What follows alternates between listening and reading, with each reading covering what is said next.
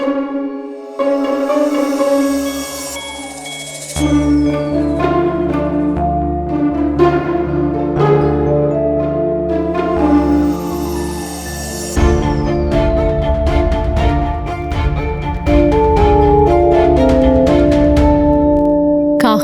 সাহিত্য দীর্ঘজীবী হোক।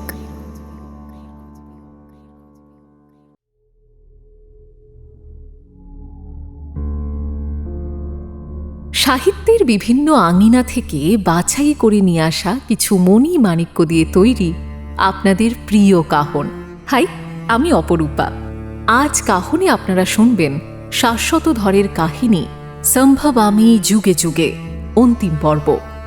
প্রথম পর্ব যারা শোনেননি বা মিস করে গেছেন তারা ডেসক্রিপশনের শুরুতে আই বাটন এবং পিন্ড কমেন্টে প্রথম পর্বের লিংক পেয়ে যাবেন। গল্পটা যদি আপনাদের ভালো লাগে তাহলে প্লিজ গল্পতে একটা লাইক এবং কাহনে একটা সাবস্ক্রাইব করে আমাদের সাপোর্ট করবেন কাইন্ডলি। আচ্ছা, মহাভারতের যুদ্ধ কি সত্যি হয়েছিল? কৃষ্ণ নামে কি আদৌ কোনো মানুষ বাস্তবে ছিলেন? দ্বারকাতে নাকি কৃষ্ণ ছিল এমন প্রমাণ পাওয়া গেছে। সমুদ্রের তলায় এমন কিছু জিনিস পাওয়া গেছে যা থেকে মনে হচ্ছে কৃষ্ণের অস্তিত্ব সত্যি হলেও হতে পারে। সাত্তকীর বস মোহন মালহোত্রার অনুরোধে সাত্তকীকে আরও কিছু বিশেষজ্ঞদের সাথে পাঠানো হয় এই ঘটনার সত্যতা যাচাই করতে। কিন্তু সেখানে যাওয়ার পর অদ্ভুত কিছু রহস্যের সম্মুখীন হয় সে। হঠাৎ মিস্টার স্বামীর মৃতদেহ পাওয়া যায়। প্রভা, অসীম, রূপালী, অরবিন্দ, হরিমোহন এরা কি এর সাথে জড়িত, নাকি এই ঘটনার পেছনে পাকিস্তানের জঙ্গি গোষ্ঠীর হাত রয়েছে? সব জানা যাবে আজকের অন্তিম পর্বে। শুরু হচ্ছে সম্ভবামি যুগে যুগে অন্তিম পর্ব। সাহিত্য দীর্ঘজীবী হোক।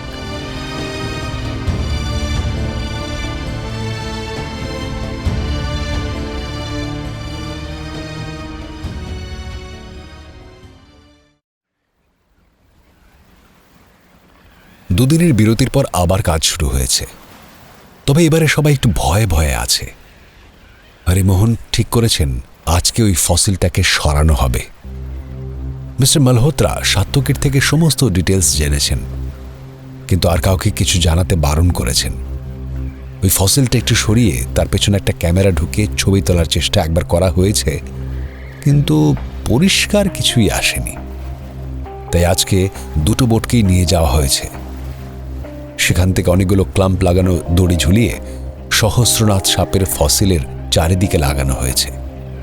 একটাই ভয় পাচ্ছে সবাই, এত বড় ফসিলটা তুলতে গিয়ে যদি কোনোভাবে ফসিলটার ক্ষতি হয়। কিন্তু এই ধরনের কাজের জন্য যে সকল যন্ত্রপাতি প্রয়োজন সেগুলো আনার সময় বা অর্থ এখন কোনোটাই নেই। দ্রুত গতিতে কাজ শেষ করতে হবে, সে নির্দেশ এসেছে মিনিস্ট্রি থেকে। সুতরাং হাতের কাছে যা আছে তাই দিয়ে ফসিলটা সরিয়ে তার পেছনে যাওয়াটা দরকার। জলের নিচে প্রভা, সাত্তকী, অসীম আর মিস্টার রাও নেমেছেন।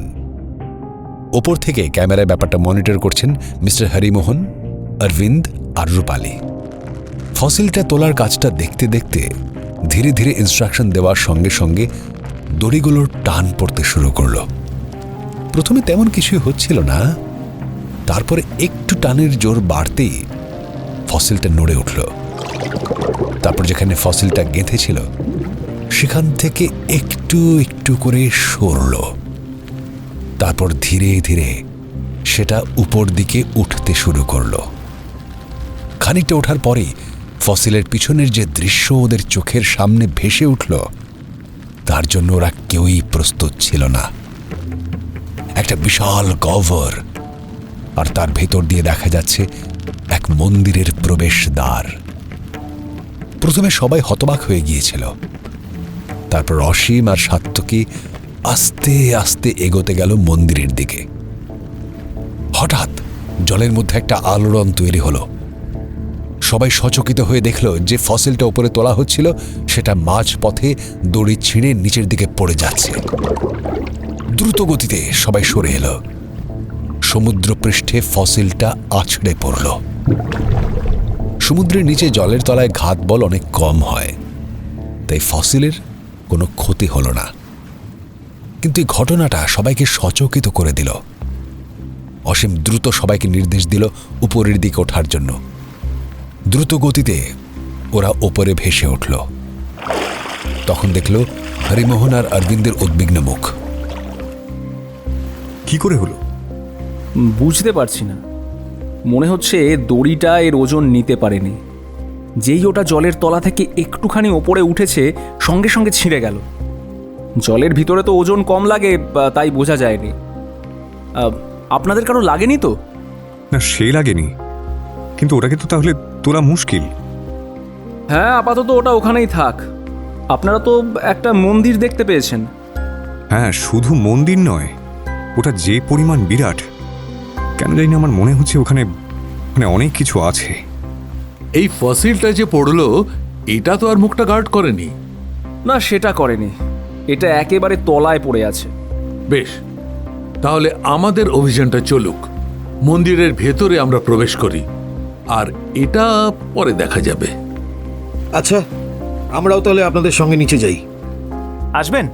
চলুন। অসীম বলল। খানিকক্ষণের মধ্যে অরবিন্দ আর হরিমোহন প্রস্তুত হয়ে চলে এলেন। সকলে মিলে জলের নিচে নামা হল। সামনে জলের মধ্যে দিয়ে দেখা যাচ্ছে এক অপার্থিব দৃশ্য। তাদের সম্মুখে দেখা যাচ্ছে বিচিত্র এক নগর তোরণ। খুব উঁচু সেই নগর তোরণ। তার তলা দিয়ে অনায়াসে বড় বড় হাতি যেতে পারে। তার উপরে জেগে রয়েছে বিরাট কৃষ্ণের একটা মুখ। এত বিরাট কৃষ্ণের মুখ সাত্যকী জীবনে কখনো দেখেনি। অতীতের একটা বিলুপ্ত জাতির সমস্ত দুঃখ, আশা, নিরাশার সমাধি মন্দির এই দ্বারকা। তার বিপুল ছায়ার তলায় লক্ষ লক্ষ মানুষের দেহ মৃত্তিকায় পরিণত হয়ে আজও বিদ্যমান রয়েছে। তারই উপর দিয়ে কৃত্রিম আলোতে চলন্ত দীর্ঘ কৃষ্ণ ছায়ার সৃষ্টি করে হেঁটে যাচ্ছে আজ ১বিংশ শতাব্দীর কয়েকটি প্রাণী। একদিন এইখান দিয়ে হেঁটে বা গজপৃষ্ঠে বা অশ্বারোহণে ধনুক, বর্ষা, তরবারি হাতে করে দলে দলে হাজারে হাজারে এগিয়ে গিয়েছিল সকল যোদ্ধারা, যাদের সমক্ষে ছিলেন শ্রীকৃষ্ণ স্বয়ং। তাদের সঙ্গে তুলনা করলে এই লোকগুলোকে কত অসহায়, কত ক্ষুদ্র, কত তুচ্ছ বলে মনে হয়। মন্দিরের ভিতরে এগিয়ে চলল সাত্যকীরা। তাদের আলোয় কোথাও স্পষ্ট এবং কোথাও অস্পষ্টভাবে দেখা গেল বিরাট সর্পদানবের প্রস্তর মূর্তি। বহু বছর ধরে পাশাপাশি বসে আছে তারা। প্রত্যেকটা মূর্তির উচ্চতা ৮ ফুটের কম হবে না। সর্পমূর্তি চোখে পড়ছে চারিদিকেই। এর দুটো কারণ থাকতে পারে। এক, দ্বারকায় কৃষ্ণের প্রতীক হিসেবে অনন্তনাগকেই কল্পনা করা হয়েছে। আর দ্বিতীয়, বলরামের রূপক হিসেবে ব্যবহৃত হয়েছে এই সর্প। কত না মূর্তি, দেওয়ালের গায়ে গায়ে পাথরের মধ্যে খোদাই করা ছবি। সেই ছবির পর ছবির সারি মাপলে নিশ্চয় ১ মাইলের কম হবে না। কোথাও মত্তহস্তিরা ধেয়ে আসছে, কোথাও দেবতা, দানব, মানুষের জনতা, কোথাও রামায়ণের দৃশ্যের পর দৃশ্য, কোথাও গভীর অরণ্যে বন্য জন্তুরা বিচরণ করছে, কোথাও সাগরে সামুদ্রিক জীবরা সাঁতার কাটছে, কোথাও রন্ধনশালায় রান্না হচ্ছে, বাজারে নানা জিনিসের বিকিকিনি চলছে, বাজিকররা হরেক রকম খেল দেখাচ্ছে এবং সম্ভ্রান্ত ব্যক্তিরা ঘোড়ায় চড়ে পোলোর মতো কি এক খেলায় নিযুক্ত হয়ে আছেন। রাজা, প্রজা, ব্রাহ্মণ, পণ্ডিত, দেবদাসী, রাজকুমারী, সুয়োরানী, দুয়োরানী, সখীর দল, বাঁদী ও তীর্থযাত্রী কিছুরই অভাব নেই। দ্বন্দ্বযুদ্ধ, স্থলযুদ্ধ, জলযুদ্ধ, রাজসভা, কুচকাওয়াজ, শোভাযাত্রা, উৎসব, পূজা, নাচ, ঘর সংসার, শিল্পীর বাটালি কোনো কিছুরই প্রতি উপেক্ষা প্রকাশ করেনি। মহাকালের অদৃশ্য হস্ত কত শতাব্দীর রহস্যময় যবনিকা হঠাৎ এখানে সরিয়ে দিয়েছে। তাই 1000 বছর পরেও এখানে এসে ১বিংশ শতাব্দী বিস্ময় বিস্ফারিত নেত্রে দেখছে সেকালের সমস্ত সুখ দুঃখ মাখা বিচিত্র জীবনযাত্রার চিত্র। বিস্ময়ে অভিভূত হয়ে ওরাই অজানা শিল্পীর শিল্পলীলার সামনে মাথা নত করে দাঁড়িয়ে রইল।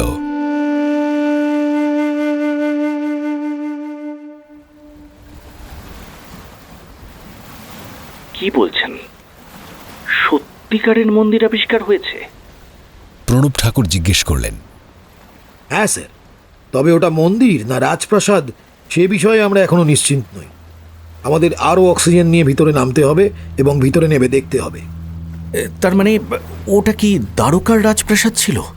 হতেও পারে স্যার, আমি তো ছবিগুলো আপনাকে পাঠিয়েছি, আপনি দেখুন কি অপরূপ কারুকার্য। হ্যাঁ, তাই তো, সেটাই তো দেখছি। আরে এইটা দেখে আপনাদের তাহলে কি মনে হচ্ছে? একটা ব্যাপার তো নিশ্চিত, এই শহরের সাথে কৃষ্ণের কোনো না কোনো যোগাযোগ আছেই। আর ওই নগরদ্বার বা নগর তোরণ যেটা আমরা দেখতে পেলাম, তার উপরে যে কৃষ্ণের মুখ রয়েছে, অত বড় কৃষ্ণের মুখ আমি আগে কোথাও দেখিনি। তার মানে এটা কি সত্যিকারেরই কৃষ্ণের রাজধানী ছিল? কৃষ্ণ কি তাহলে সত্যিকারের ছিলেন? এখনই সেটা বলার ঠিক সময় হয়নি, তবে এখানে যে একটা সভ্যতা ছিল এবং তারা যে কৃষ্ণকে পূজা করত বা তাদের জীবনে কৃষ্ণের যে একটা বড় অবদান ছিল, সেটা অস্বীকার করার জায়গা নেই। আচ্ছা, আপনারা কতটা যেতে পেরেছিলেন? আমরা খানিকটা গিয়েছিলাম, তারপরে আরও ভিতরে যাওয়ার জায়গা আছে, কিন্তু সেখানটা বেশ কিছু সামুদ্রিক লতা গুল্ম সব জন্মে গিয়েছে। ওগুলো পরিষ্কার করার ব্যবস্থা করা হচ্ছে, তারপর আমরা আবার ভিতরে ঢুকবো। বাহ, খুব ভালো। আচ্ছা, এই পুরো ব্যাপারটার ভিডিও রেকর্ডিংটা সাত্তকী করছে তো? হ্যাঁ হ্যাঁ, ও পুরোটাই রেকর্ড করেছে, ওখান থেকেই তো স্টিলগুলো বার করে আপনাকে পাঠালো। আচ্ছা, ঠিক আছে। সাত্তকী কোথায়? ও তো ভিডিওর সাথে ভয়েস ওভার করে কোনো একটা ভিডিও তৈরি করছে ঘরে বসে। আচ্ছা, বেশ। আচ্ছা, ওকে একটু দিন তো। প্রফেসর হরিমোহন ফোনটা নিয়ে এগোলেন সাত্তকীর ঘরের দিকে। আজকে উনি জাহাজে থেকে গেছিলেন। সবাই আজকের আবিষ্কারে বেশ বিস্মিত এবং অভিভূত। সাত্তকীর ঘরে গিয়ে সাত্তকীকে ফোনটা দিলেন। হ্যাঁ স্যার, বলুন। সাত্তকী, কিরকম বুঝছো? Sir, sir, to be very honest, it's marvellous. মানে এ তো রূপকথাকেও হার মানায়। অ্যাপারেন্টলি যেটা মনে হচ্ছে, একটা সম্পূর্ণ সভ্যতায় সমুদ্রের তলায় চলে গেছিল। আর সবথেকে বড় কথা, ওর গায়ের যা কাজ, সেকেন্ড বেড আপনি দেখলে পারে লিটারালি চমকে যাবেন। হ্যাঁ, সেসব ঠিক আছে। তুমি বলো যে এটাতে কি কৃষ্ণের অস্তিত্বের কোনো প্রমাণ পেয়েছো? না স্যার, সেটা তো এখনো কিছু পাইনি। দেখো, তোমরা তো আরো গভীরে যাবে। হয়তো এমন কিছু প্রমাণ পেয়ে গেলে যাতে কৃষ্ণের অস্তিত্বের হদিশ পাওয়া গেল। হয়তো কৃষ্ণের কোষাগারেরও সন্ধান পেয়ে গেলে, বলা যায় না। কৃষ্ণের কোষাগার? এরকম তো কিছু শুনিনি স্যার। সে তো আমি এমনি বলছি, কিন্তু তোমরা যা কাজ করছো দুর্দান্ত, এক্সেলেন্ট। তুমি শুনলাম ভিডিওটাও বানাচ্ছ? নিশ্চয়ই স্যার, এটা নিয়ে আমরা প্রোগ্রামও করব। সে করবে, কিন্তু ভিডিওটা সার্কুলেট করার আগে আমাকে কিন্তু অবশ্যই দেখিয়ে নেবে। তোমার সাথে কিন্তু সেই রকমই কথা হয়েছে। সে তো অবভিয়াসলি, আমি নিশ্চয়ই পাঠাবো আপনাদেরকে। তবে আমাদের আরও গভীরে নামতে হবে। তবে আপনি যেটা বললেন স্যার, সেটা আমার মনে হচ্ছে এখন কৃষ্ণের কোষাগারের সন্ধান যদি সত্যিই পাওয়া যায়, তাহলে কিন্তু ব্যাপারটা অনেকটাই পরিষ্কার হয়ে যাবে। ইনফ্যাক্ট তখন এখানে আরও বিরাট লেভেলের একটা রিসার্চ কন্ডাক্ট করা যাবে। হ্যাঁ, একটা তো কিছু সঠিক প্রমাণ চাই যেটা বলবে যে এটা সত্যিই কৃষ্ণের নগর ছিল, যার ফলে আমরা বাজেটটা পাবো এখানে অ্যালোকেট করার জন্য। হ্যাঁ স্যার, বুঝতে পেরেছি। আপনি যেটা বলতে চাইছেন, আমরা বরং দেখি আর কি পাই, আমি আপনাকে জানাবো।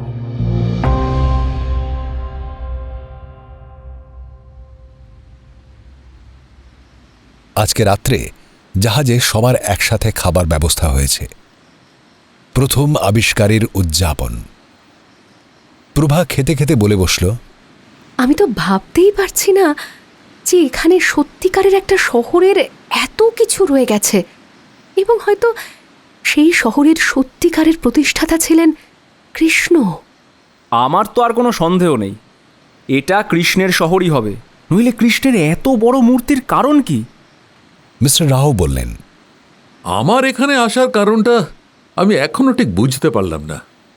যদিও একটা অভূতপূর্ব অভিজ্ঞতা হচ্ছে তবু ওশিয়ানোগ্রাফির খুব একটা কিছু এখানে লাগবে বলে তো মনে হচ্ছে না। কিন্তু আমার একটু একটা জিনিস অদ্ভুত লাগছে। আপনারা যে মুখটাকে কৃষ্ণের মুখ বলছেন সেটা যে কৃষ্ণ, সেটা তো কোথাও লেখা নেই। তাহলে আপনারা এটাকে কৃষ্ণ বলছেন কিভাবে? আরে ওটা দেখে কৃষ্ণ বলে বুঝতে পারছেন না? দেখুন, দ্বারকার মন্দিরে যে মূর্তি রয়েছে সেই মূর্তি দেখেও কৃষ্ণের মূর্তি বলে বোঝা যায় না, যতক্ষণ না কেউ বলে দিচ্ছেন। তো সুতরাং এখানেই বা ওই মূর্তিটাকে কৃষ্ণের কিভাবে বুঝবো বলুন? এটা তো অন্য কারোর মূর্তিও হতে পারে, বিশেষ করে যদি সেই সময় তৈরি হয় তাহলে। আচ্ছা, আপনি এটুকু মানেন তো যে ওটা একজন শক্তিশালী কারোর মূর্তি, যেই দ্বারকা শহরের সাথে যুক্ত ছিলেন? হ্যাঁ, সেটা মানতে আপত্তি নেই। এবং সেই লোকটার নাম কৃষ্ণ। এটা ভাবতে আপনার আপত্তি কোথায়, যেখানে পৌরাণিক গল্পের সমর্থন পাচ্ছে? আপত্তিটা তো এখানেই। আমরা পৌরাণিক গল্পে সমর্থন পাচ্ছি, কিন্তু কোনো ঐতিহাসিক সমর্থন পাচ্ছি না। যে একটা মূর্তি পাওয়া গেল, যেটার নিচে কিছু লিপি রয়েছে, সেটা থেকেই বা কি জানা গেল সেটাও তো আমরা জানতে পারলাম না। এটা স্বামী বা কেন জলের নিচে নামতে গেলেন সেটাও বুঝতে পারছি না। সে তো বটেই, কিন্তু কয়েকটা জিনিস আপনাকে না বলে পারছি না। কি বলুন তো? খেয়াল করে দেখবেন, দেয়ালের গায়ে যে কাজগুলো পাওয়া গেল তার মধ্যে যে জায়গাটায় কৃষ্ণের জীবন চরিত পাচ্ছি, সেখানকার সঙ্গে কিন্তু আমরা পৌরাণিক যে সকল ঘটনা জানি তার যথেষ্ট মিল আছে। মিল না থাকার কি আছে? আগে পুরাণ লেখা হয়েছে, পরে সেগুলো খোদাই করা হয়েছে। তা আপনার এই থিওরি যদি মেনে নিতে হয়, তাহলে গুপ্ত যুগের সময়ও দ্বারকা শহরের অস্তিত্ব ছিল বলে আমাদের মেনে নিতে হবে। কেন কেন গুপ্ত যুগ কেন? কারণ গুপ্ত যুগেই মূলত পুরাণ, মহাভারত এগুলো সংকলিত হয়েছিল। এর আগে এগুলো শুধু মুখে মুখে প্রচলিত ছিল, কিন্তু সংকলন করে মোটামুটি গুপ্ত যুগের সময় পাওয়া যায়। কিন্তু গুপ্ত যুগের সময় এরকম কোনো শহরের অস্তিত্বের কথা আমরা জানতে পারছি না। তাহলে হয় এই দ্বারকা তখন ছিল কিন্তু কেউ তার কথা জানত না, বা এটা তার কিছু আগেই সমুদ্রের তলায় চলে গেছে। মানে বিশেষ করে যখন এখানকার লোকেরা এই পুরাণ সম্বন্ধে জেনে মন্দিরে খোদাই করে রেখেছে সেই সময়। সে আপনি যাই বলুন, আপনি যতই প্রমাণ করার চেষ্টা করুন কৃষ্ণ ঐতিহাসিক, মহাভারত ইতিহাসের কিছু বইয়ের রেফারেন্স ছাড়া আমি কোনো হাতে কলমে প্রমাণ দেখতে পাচ্ছি না। আরে প্রমাণ পাওয়ার জন্যই তো এত কিছু করা।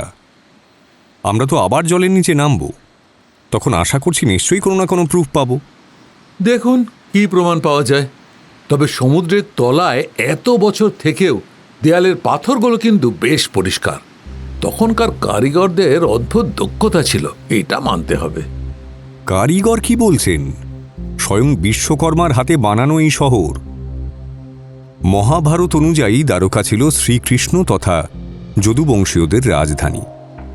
খুব ভালোভাবে প্ল্যান করে তবেই দ্বারকা নগরী নির্মাণ করা হয়েছিল। ইনফ্যাক্ট পুরো শহরটি ছিল প্রায় 6টি ভাগে বিভক্ত। বড় বড় আবাসিক ও বাণিজ্যিক এলাকা, বিশাল চওড়া রাস্তা, নগর চত্বর, সোনা, রূপা ও দামি পাথর দিয়ে নির্মিত বিশাল বিশাল প্রাসাদ, জনগণের সুযোগ সুবিধার জন্য নানা স্থাপনা সহ নানান উদ্যান ও লেক ইত্যাদি নিয়ে গড়ে উঠেছিল দ্বারকা নগরী। প্রায় 7 লক্ষ ছোট বড় প্রাসাদ ছিল এই নগরীতে। এখানে ছিল সুধর্ম সভা নামের এক বিশাল হলঘর, যেখানে নানা ধরনের আলোচনা সভা অনুষ্ঠিত হতো। আমার তো মনে হচ্ছে এটাই সুধর্ম সভা, if I am not wrong. মানে আপনি নিশ্চিত যে এটাই কৃষ্ণের দ্বারকা? কৃষ্ণের দ্বারকা কিনা সে বিষয়ে আমি নিশ্চিত নই, কিন্তু এটাই যে প্রাচীন দ্বারকা সেই বিষয়ে আমি নিশ্চিত। এবারে সেখানে যে রাজা বাস করতেন তিনিই আমাদের পৌরাণিক কৃষ্ণ কিনা সেটা এখনো বলার সময় আসেনি। তবে গবেষণা যেরকমভাবে এগোচ্ছে সেটা হওয়ার সম্ভাবনাই বেশি বলে মনে হচ্ছে।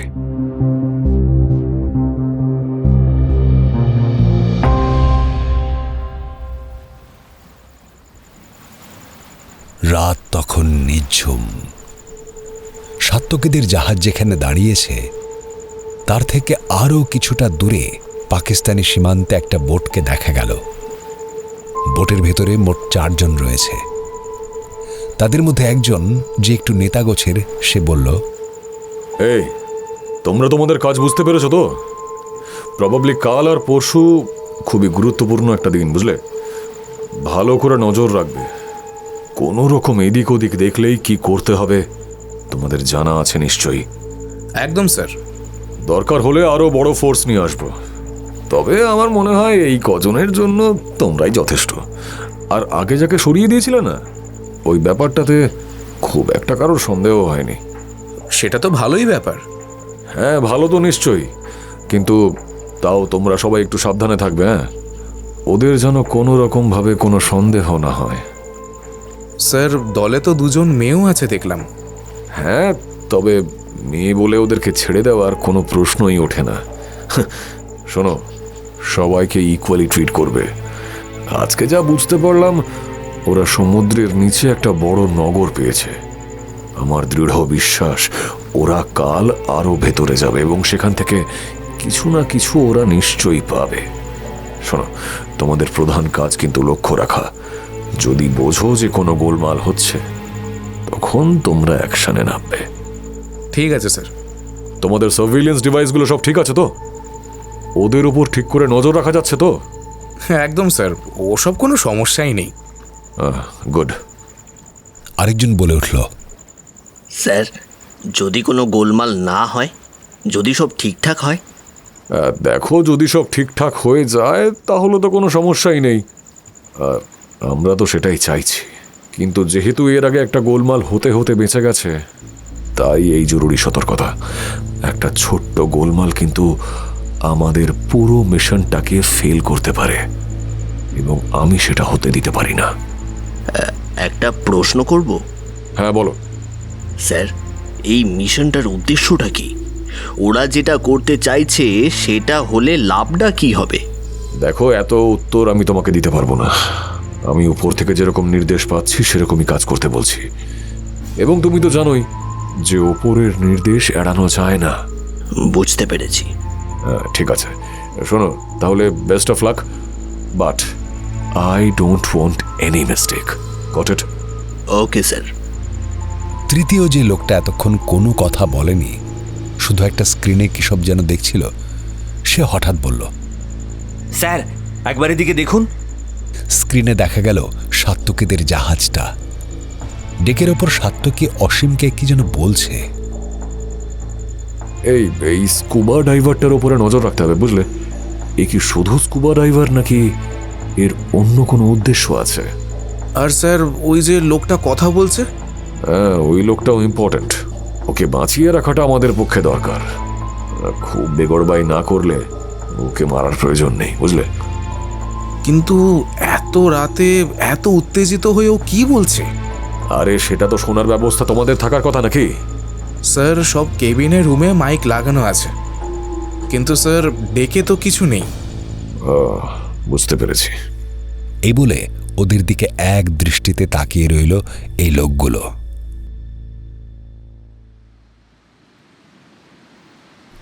ওদিকে ডেকের ওপর সাত্তকী অসীমকে বলছে, আপনি নিশ্চিত?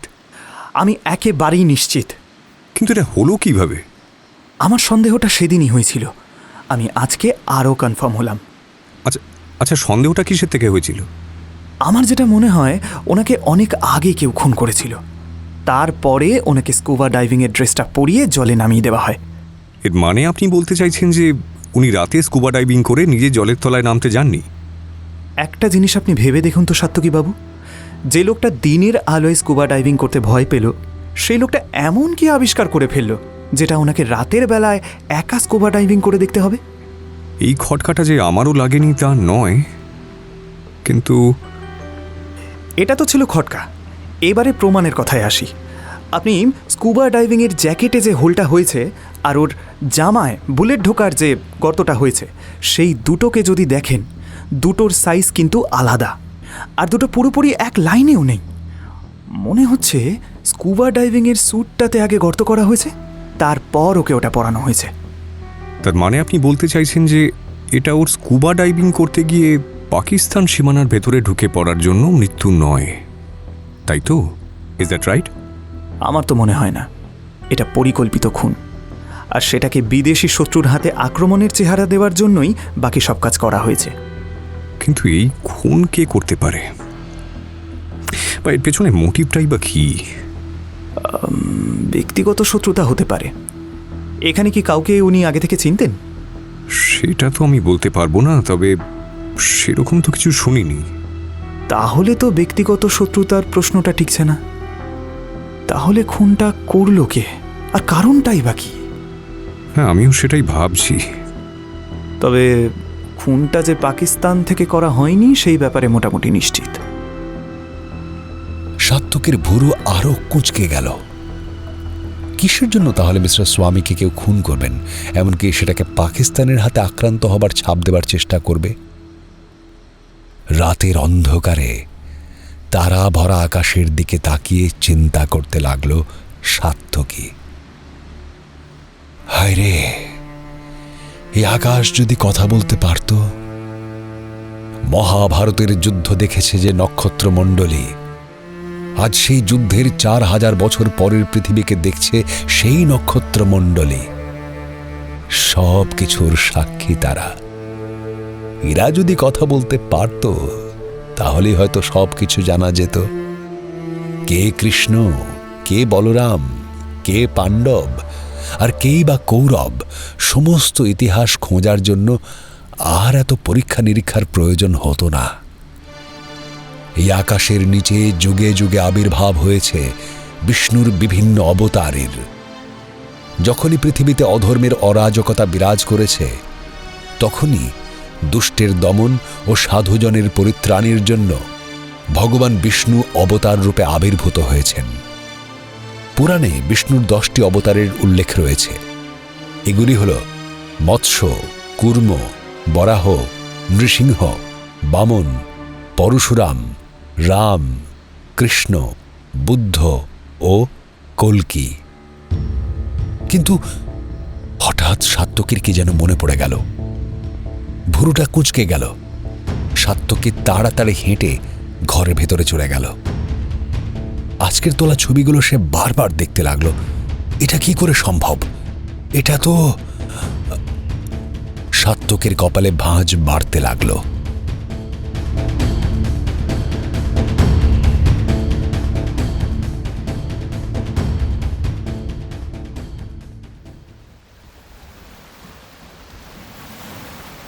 সেদিনের সকালটা ছিল একটু অন্যরকম। সকাল থেকেই টিপ টিপ বৃষ্টি। হরিমোহন আর অরবিন্দ খুবই উত্তেজিত। কাল রাতের মধ্যে সমস্ত জংলা গাছ সরিয়ে ফেলা হয়েছে। আজ মন্দিরের আরো ভেতরে যাওয়ার পরিকল্পনা রয়েছে। প্রভা আর মিস্টার রাও প্রস্তুত হচ্ছেন যাওয়ার জন্য। শুধু সাত্তকীর কেমন একটা গা ছাড়া ভাব। প্রভা জিজ্ঞেস করল, কি হলো, আপনি যাবেন না? এই বৃষ্টির ওয়েদার আর ভাল লাগছে না আজকে। কি বলছেন? আজকে ওখানে নতুন কি আবিষ্কার হবে সেটা তো দেখতে হবে। হ্যাঁ, ওই ওয়েদারটা একটু ভালো হোক, তারপরে নামবো। হরিমোহন বললেন, কাল রাত্রে মন্ত্রীর দপ্তর থেকে ফোন করেছিল। মিস্টার স্বামীর জায়গায় দিল্লি থেকে মিস মুখার্জি আসছেন। আজ বিকেলের মধ্যে এসে পড়বেন। এই মিস মুখার্জিটাকে? পরিচয় পেলাম, মিস্টার স্বামীর আন্ডারে একসময় রিসার্চ ফেলো ছিলেন। তারপরে সিন্ধু লিপি নিয়ে বিস্তর গবেষণা করেছেন এবং সিন্ধু লিপি পড়ার একটা উপায়ও নাকি আবিষ্কার করে এনেছেন। যদিও পাঠোদ্ধার এখনো হয়নি, তবে তার রিসার্চ নাকি বেশ সাড়া জাগিয়েছে। আচ্ছা, আমরা কি তাহলে জলে নামার আগে ওনার জন্য ওয়েট করব? না, তার প্রয়োজন নেই। আমরা যতটা পারি এগোই, তারপর দেখা যাবে। ঠিক হলো প্রথমবারে হরিমোহন আর রূপালী লঞ্চে থাকবেন, বাকিরা নামবে। মিস্টার রাও বললেন, আমি কালকে অনেক স্টাডি করেছি। একটা জিনিস আমার একটু জানার দরকার আছে। কি বলুন তো? যে ফসিলটা তুলতে গিয়ে পড়ে গেল, মানে ওই সহস্র নাগের ফসিলটা? হ্যাঁ হ্যাঁ হ্যাঁ, ওই ফসিলটার একটু এক্সামিনেশনের দরকার। কারণ আমি যতদূর দেখলাম, সমুদ্রের এত কাছে এত বড় সাপ কোনো কালে ছিল বলে কোনো প্রমাণ নেই। সে আপনার সমুদ্রের কাছে এমন কটা মন্দির আছে যেটা জলের তলায় ডুবে গেছে? সাত্তকী বলল, আপনি অ্যাটলান্টিসের নাম শুনেছেন? আটলান্টিস মানে সে তো একটা গল্প কথা। দ্বারকা খুঁজে পাওয়ার আগে অবধি এটাও গল্প কথাই ছিল। হ্যাঁ, আমি তো সেটাই বলছি যে এটা দ্বারকা, সে বিষয়ে তোমরা নিশ্চিত? তাই কি? তাই নয়? দেখতে হবে, এখন অনেক পরীক্ষা বাকি আছে। হরিমোহন এগিয়ে এলেন, বললেন, আর কিসের পরীক্ষা সাত্তকী বাবু? সমুদ্রের তলা থেকে যেসব নিদর্শন পাওয়া যাচ্ছে তা তো স্পষ্টভাবেই একটা নগরের অস্তিত্ব প্রমাণ করে, এবং এখানে নগর মানে সেটা দ্বারকাই হবে। তাছাড়া আপনারা তো কৃষ্ণের বিরাট মূর্তির সন্ধান পেয়েছেন, তার মানে এই নগর কৃষ্ণেরই ছিল, এই বিষয়ে আর কোনো সন্দেহের অবকাশ নেই। এই নিয়ে আমরা পরে ডিসকাস করব, এখন চলুন যাওয়া যাক। সাত্তকীরা রওনা হলো। সমুদ্রের নিচে আজ মন্দিরে ভেতরে যাওয়ার পথটা অনেকটা পরিষ্কার করা হয়েছে। আজ এগোতে আর কোনো অসুবিধে হলো না। আজকে সবাই সঙ্গে নিয়েছে হাই পাওয়ারের আন্ডার ওয়াটার লাইট। জলের তরল অন্ধকার কেটে ওরা এগিয়ে চলল। কিছুটা রাস্তা যাওয়ার পরে ওরা বুঝতে পারল যে ওরা মন্দিরের ভেতরে অনেকটা ঢুকে এসেছে। একটা জায়গায় গিয়ে ওরা দেখল সামনে নিরেট দেওয়াল। এরপর সবাই মুখ চাওয়াচাওয়ি করল।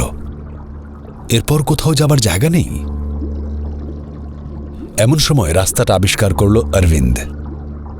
দেয়ালটা যেখানে শেষ হয়েছে ঠিক তার পাশে একটা খুব সরু রাস্তা ধীরে ধীরে ঢুকে গেছে ভেতরের দিকে। মানে রাস্তাটা এতই সরু যে একজন লোক সোজাভাবে হেঁটে যেতে পারবে না। ওরা পাশ ফিরে রাস্তাটা দিয়ে চলা শুরু করলো। ওই সরু গলি দিয়ে খানিকটা যাওয়ার পরে একটা একটু চওড়া জায়গায় এসে পড়ল ওরা।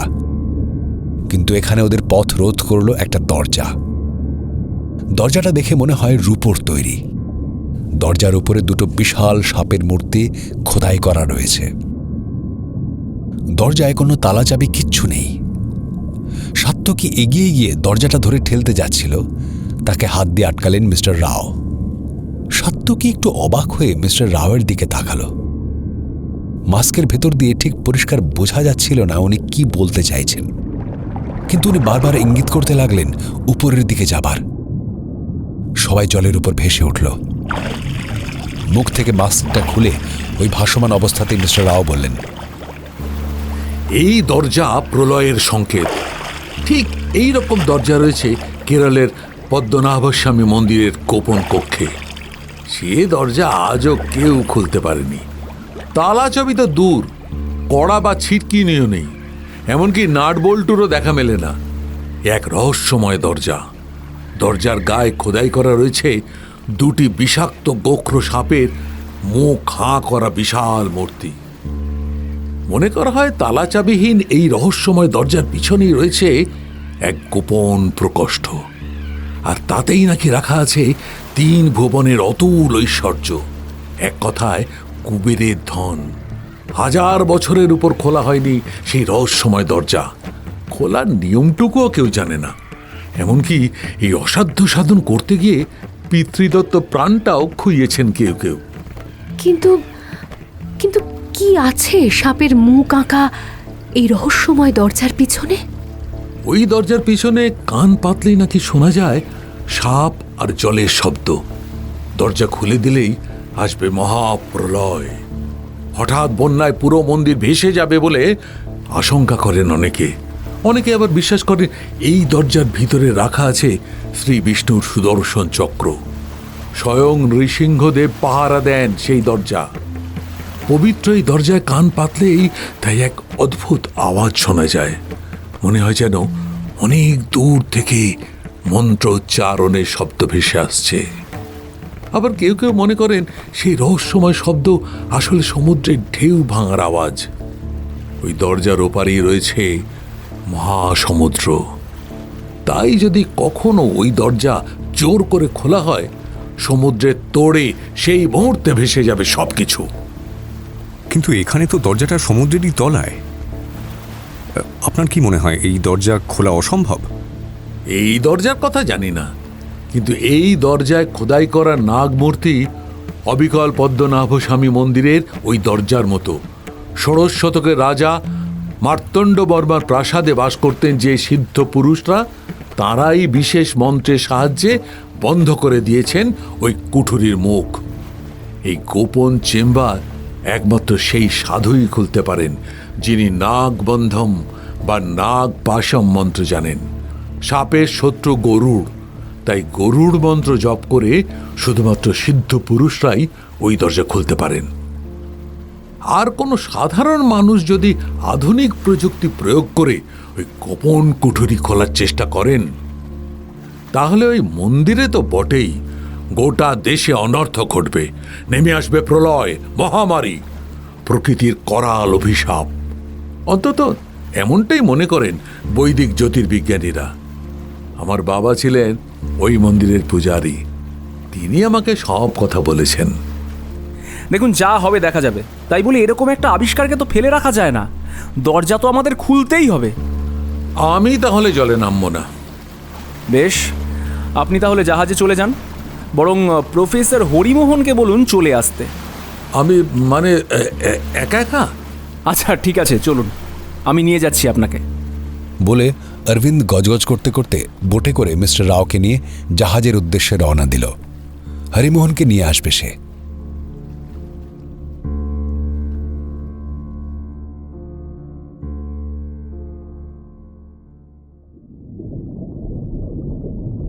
সাত্যকী, প্রভা, অসীম, হরিমোহন আর অরবিন্দ দাঁড়িয়ে আছে ওই দরজার সামনে। অনেকক্ষণ ধরে এই দরজা ঠেলাঠেলি করা হয়েছে। দরজা যেরকম সেরকমই রয়েছে, এক চুল সরেনি। শেষে অরবিন্দ আবিষ্কার করে দরজায় সাপের মূর্তিগুলি ছাড়া ছোট ছোট ব্লকে আরও কিছু ছবি রয়েছে। সেগুলো কাছ থেকে দেখলে বোঝা যাচ্ছে বিষ্ণুর অবতারের ছবি। অরবিন্দ একবার সেগুলোকে দেখে তারপর সাত্যকীকে হাতছানি দিয়ে ডাকে। সেগুলো দেখতে বলে সাত্যকীকে। সাত্যকী সেগুলোকে দেখে বুঝতে পারে এই অবতারগুলো ঠিক পরপর যেমনভাবে আবির্ভাব হয়েছিল সে অর্ডারে নেই। দু একটা অবতারের ছবিতে হাত দিয়ে সাত্যকী বুঝতে পারে যে এগুলো নড়ানো অসম্ভব। দ্রুত হাত চালিয়ে সাত্যকী 10 অবতারের ছবিগুলো পরপর অর্ডারে সাজিয়ে ফেলে। শেষ ছবিটা সাজানোর সঙ্গে সঙ্গে জলের মধ্যে একটা আলোড়ন হয়। সচকিতভাবে সাত্যকী অরবিন্দ খানিকটা পিছিয়ে এলো। দরজার তলা থেকে জল যেন আলোড়ন তৈরি করছে। দরজাটা খুলে গেল। সবাই ধীরে ধীরে ভেতরে ঢুকল। ভিতরটা একটা ফাঁকা ঘর। না, একদম ফাঁকা নয়, তিনি আছেন। সেই ঘরের মাঝখানে রয়েছে এক প্রকাণ্ড বিষ্ণু মূর্তি। মূর্তির উচ্চতা প্রায় 12 থেকে 15 ফুট। কালো কোষ্টি পাথরে তৈরি সেই মূর্তি এত বছর ধরে জলের তলায় থেকেও তার গরিমায় অক্ষুণ্ণ। মূর্তির থেকেও যেটা উল্লেখযোগ্য, এই মূর্তি চতুর্ভুজ বিষ্ণুর, আর মূর্তির 4 হাতে ঝকঝক করছে শঙ্খ, চক্র, গদা ও পদ্ম। তাদের ঝলকানি দেখে বলে দিতে হয় না এগুলো সম্পূর্ণ সোনার তৈরি। এই কি তবে সেই সুদর্শন চক্র? এই কি বিষ্ণুর ধনভাণ্ডার? অনেকক্ষণ এই মূর্তির সামনে কারুর মুখ দিয়ে কথা ফুটল না। অরবিন্দ ইঙ্গিতে সাত্যকীকে বলল ছবি তুলতে। সাত্যকীর ক্যামেরা চালানোই ছিল। এই বিশাল মূর্তি আর তার হাতে ধরা সোনার শঙ্খ, সোনার চক্র, গদা এবং পদ্ম ছাড়াও তার মাথায় যে মুকুটটা রয়েছে সেটার মধ্যে যে কত অমূল্য রত্ন লাগানো তার কোনো ইয়ত্তা নেই। ছবি তোলা শেষ করে সবাই জলের ওপরে উঠে এলো। জাহাজে পৌঁছানো অবধি কেউ কোনো কথা বলল না। নীরবতা ভাঙলেন হরিমোহন। বললেন, ওটাকে তো তুলে আনার ব্যবস্থা করতে হবে। জাহাজ থেকে দড়ি নামিয়ে মূর্তিটাকে বেঁধে জাহাজে তুলে আনা যাক। আর বোধহয় কোনো সন্দেহ রইল না যে এই দ্বারকা কৃষ্ণেরই দ্বারকা। ধীরে ধীরে জাহাজ থেকে বোটে করে মূর্তিটাকে তোলার সমস্ত সরঞ্জাম নিয়ে ওরা এগিয়ে চলল গন্তব্যের দিকে। অসীম, অরবিন্দ, সাত্যকী নামল জলের নিচে। বোট থেকে ঝোলানো দড়িগুলো এবং তার আংটাগুলো আষ্টে পৃষ্ঠে বাঁধল মূর্তির চারিদিকে। তারপরে মূর্তিটাকে তোলার প্রক্রিয়া শুরু হল। খানিকক্ষণের মধ্যেই অনন্ত বিস্তৃত জলরাশির মাঝে ঝিলিক দিয়ে উঠল বাসুদেবের মাথার মুকুট, দেখা দিল সুদর্শন চক্র। আবির্ভূত হলেন বাসুদেব শ্রীকৃষ্ণ। ওই বিরাট মূর্তি জলের উপরে দেখে সবার মনে এক অদ্ভুত ভাবনার সঞ্চার হল। কত হাজার বছর ধরে জলের নিচে ছিল এই মূর্তি। প্রভা মহাবিষ্ট হয়ে বলল, এই সেই সুদর্শন চক্র। সুদর্শন চক্রর সাথে জড়িয়ে আছে বিষ্ণুর আরেক অবতার পরশুরামের নাম। ত্রেতাযুগে সীতার স্বয়ংবর সভায় রাম যখন হরধনু ভঙ্গ করে ফেললেন, তখন রুষ্ট হয়ে তাকে শাস্তি দিতে মহেন্দ্র পর্বত থেকে সেখানে উপস্থিত হন পরশুরাম স্বয়ং। কিন্তু বিষ্ণুর আরেক অবতার রামের আসল প্রকৃতি জানতে পেরে তাকে সম্মান প্রদর্শন করেন তিনি। সেই সময় রাম তাকে সুদর্শন চক্রটি গচ্ছিত রাখতে অনুরোধ করেন। তিনি বলেন যে দাপর যুগে তিনি যখন আবার জন্ম নেবেন, তখন যেন পরশুরাম সেটি ফিরিয়ে দেন। এরপরে দাপর যুগে শ্রীকৃষ্ণের রূপ ধরে বিষ্ণু ধরাধামে অবতীর্ণ হলে ধর্ম রক্ষা করার জন্য তাকে সুদর্শন চক্রটি ফিরিয়ে দিলেন পরশুরাম। আর এই সুদর্শন চক্র তৈরি করেছিলেন স্বয়ং বিশ্বকর্মা। বৈষ্ণবরা অবশ্য বিশ্বাস করেন যে সুদর্শন চক্র ও বিষ্ণু এক এবং অভিন্ন। ভয়ঙ্কর অসুরের কাছ থেকে সৃষ্টিকে রক্ষা করা হোক বা ক্রোধে উন্মত্ত মহাদেবকে শান্ত করতে সতীর দেহকে খণ্ডিত করা, সুদর্শন চক্র থাকে মুখ্য ভূমিকায়। প্রকৃত অর্থে সুদর্শন চক্র আসলে শুভ শক্তির প্রতীক, অর্থাৎ যা অশুভ শক্তিকে বারবার পরাজিত করেছে। মিস্টার রাও কোথায় গেলেন? উনি তো বিশ্বাসই করছিলেন না যে এই দরজা খোলা যেতে পারে। ওকে ডাকুন। অরবিন্দ বলল। প্রভা গেল মিস্টার রাওকে ডাকতে। প্রথমে সমুদ্রের তলা থেকে যে ছোট মূর্তিটি পাওয়া গেছিল, সেটারই এটা একটা বড় সংস্করণ। কিন্তু এই যে সুদর্শন চক্র বা গদা, শঙ্খ বা পদ্ম, এগুলো কি সত্যি ঐতিহাসিক? সেগুলো এখনো পরীক্ষা দরকার, কিন্তু এখানে কৃষ্ণের যে পরিমাণ প্রমাণ দেখছি, তাতে এই শহর যে কৃষ্ণের ছিল সেটা মনে করতে আর বোধহয় কোনো... মুখের কথাটা শেষ করতে পারল না অরবিন্দ। প্রভার চিৎকারে সবাই চমকে উঠল। চিৎকারটা এসেছে জাহাজের ভেতর দিক থেকে। সবাই দৌড়ল মিস্টার রাওয়ের কেবিনে। বিছানার সামনে দাঁড়িয়ে আছে প্রভা। ঘরের ভেতরে বিছানায় শুয়ে আছে নিস্পন্দ মিস্টার রাওয়ের দেহ। যে দেহ দেখলেই বোঝা যায় তাতে প্রাণের কোনো চিহ্ন নেই।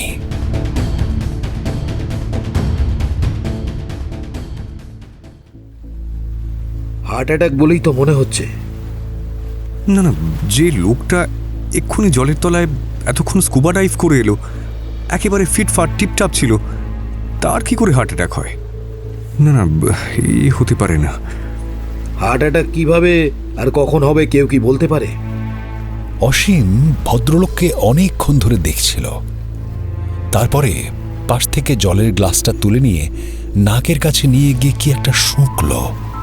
তারপরে বলল, হার্ট অ্যাটাক কিনা সেটা তো পরে বোঝা যাবে, আগে এই খবরটা তো দিতে হবে, তারপর দেখা যাক ওনার বাড়ির লোক কি জানায়। বাড়িতে জানানোর আগেও মিনিস্ট্রিতে জানাতে হবে। ঠিক বলেছেন, তবে আমার মনে হচ্ছে ভদ্রলোক হার্ট অ্যাটাকে মারা যাননি। হার্ট অ্যাটাক নয় তাহলে? বিষ প্রয়োগে। বিষ? খাবার জলে কিছু মেশানো ছিল, সেটাতেই উনি মারা গেছেন। কি বলছেন কি আপনি? আমি পৌঁছে দিয়ে গেলাম, তখন উনি দিব্যি ছিলেন। এই তো ম্যাডামও তো ছিলেন ওখানে। রূপালী ঘাড় নাড়ল। এর মধ্যে ওকে কে বিষ দেবে, আর কেনই বা দেবে? আমি সবটাই বলছি অনুমানের ভিত্তিতে। পোস্টমর্টম হোক, তারপর জানা যাবে। হ্যাঁ, সেটাই ভালো। না, আমার কিছুই ভালো লাগছে না। এ কি এক্সপেডিশনে এলাম রে বাবা! দুজন মারা গেলেন, আরো কত কি যে ঘটবে কে জানে। দরজাটা আমাদের খোলা উচিত হয়নি। মিস্টার রাওয়ের কথাই ঠিক ছিল, ওই দরজার পিছনে হয়তো কোনো অভিশাপ আছে। কি সব what are you saying? না না, এরকম কিছুই হতে পারে না। প্রাচীন এরকম দরজা বা সমাধিতে অনেক অভিশাপ লুকিয়ে থাকে সাত্তকী। তুমি তো এত পুরাণ নিয়ে পড়েছ, মিশরের অভিশাপের কথা নিশ্চয়ই তুমি জানো। তুতেন খামেনের সমাধি যারা আবিষ্কার করেছিলেন সকলেই অস্বাভাবিকভাবে মারা গেছিলেন। মন, তোমার মতো একজন ঐতিহাসিকের থেকে এইরকম ভুল আশা করা যায় না। যিনি নেতৃত্ব দিয়েছিলেন হাওয়ার্ড কার্টার, তিনি কিন্তু আরো বেশ কিছু বছর পর স্বাভাবিকভাবেই মারা গেছিলেন। তবে হ্যাঁ, এও মানছি যে বেশ কিছু অস্বাভাবিক মৃত্যুর ঘটনা ঘটেছিল। তাই বলে এই অভিশাপ টভিশাপ, না না না, এসব কিছুই নয়। দোজ ওয়ার জাস্ট কোইন্সিডেন্সেস, কাকতালীয় ব্যাপার, সিম্পলি। এখানেও তুমি এই ঘটনাকে কাকতালীয় বলবে? নয়তো কি তবে?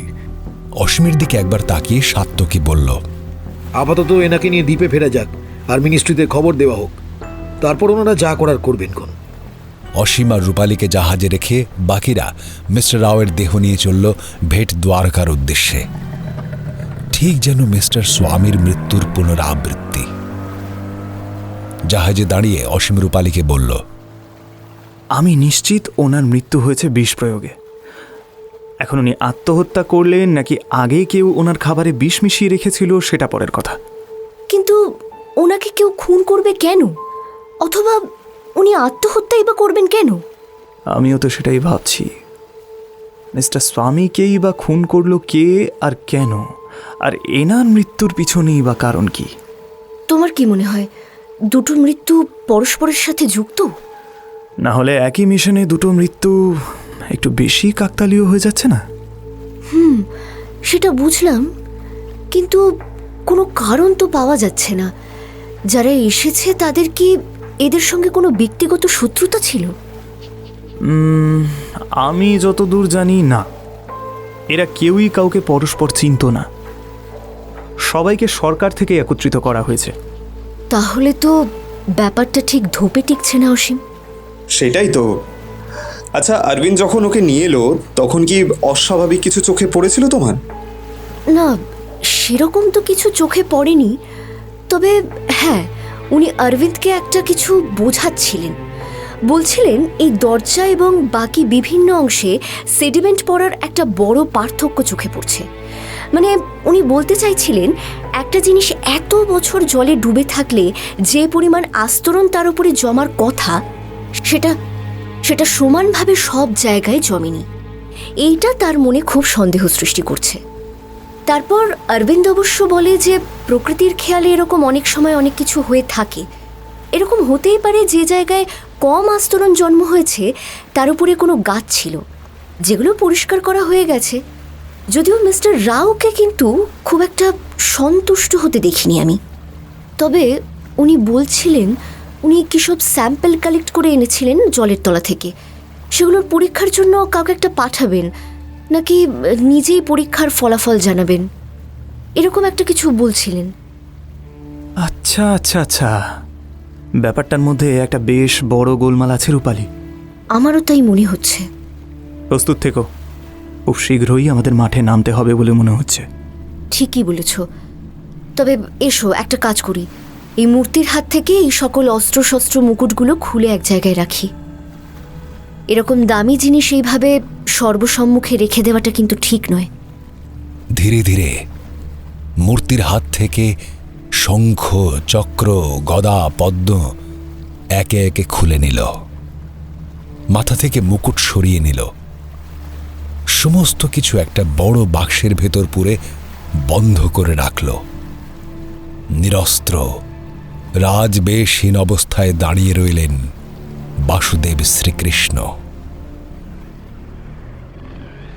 ওদিকে বোটে যেতে যেতে অরবিন্দ বলল, এই মিশনটা এখানে বন্ধ করা দরকার। আমরা যথেষ্ট প্রমাণ পেয়েছি, কৃষ্ণের অস্তিত্বের প্রমাণও আমরা পেয়েছি, দ্বারকা নগরী যে ছিল তার প্রমাণও আমরা পেয়েছি। এর থেকে বেশি প্রমাণ চাইতে হলে আমাদের আরও লোক দরকার আর যন্ত্রপাতি দরকার। এই সীমিত লোক বলে এটাই সম্ভব। আপনাদের কি মত? হরিমোহন ফোনে কারো সঙ্গে কথা বলছিলেন। ফোন রেখে বললেন, আমাদের মতামতে তো কিছুই এসে যায় না। সরকার যেটা মনে করবে সেটাই করবে। আপাতত এনাকে দ্বারকা অবধি নিয়ে যেতে হবে। ওখানেই সরকার থেকে লোক আছে, ওনার বডি নিয়ে যাবে। ওই দলের সঙ্গেই হয়তো মিস মুখার্জিও আসছেন। ও, ওই মিস্টার স্বামীর ছাত্রী?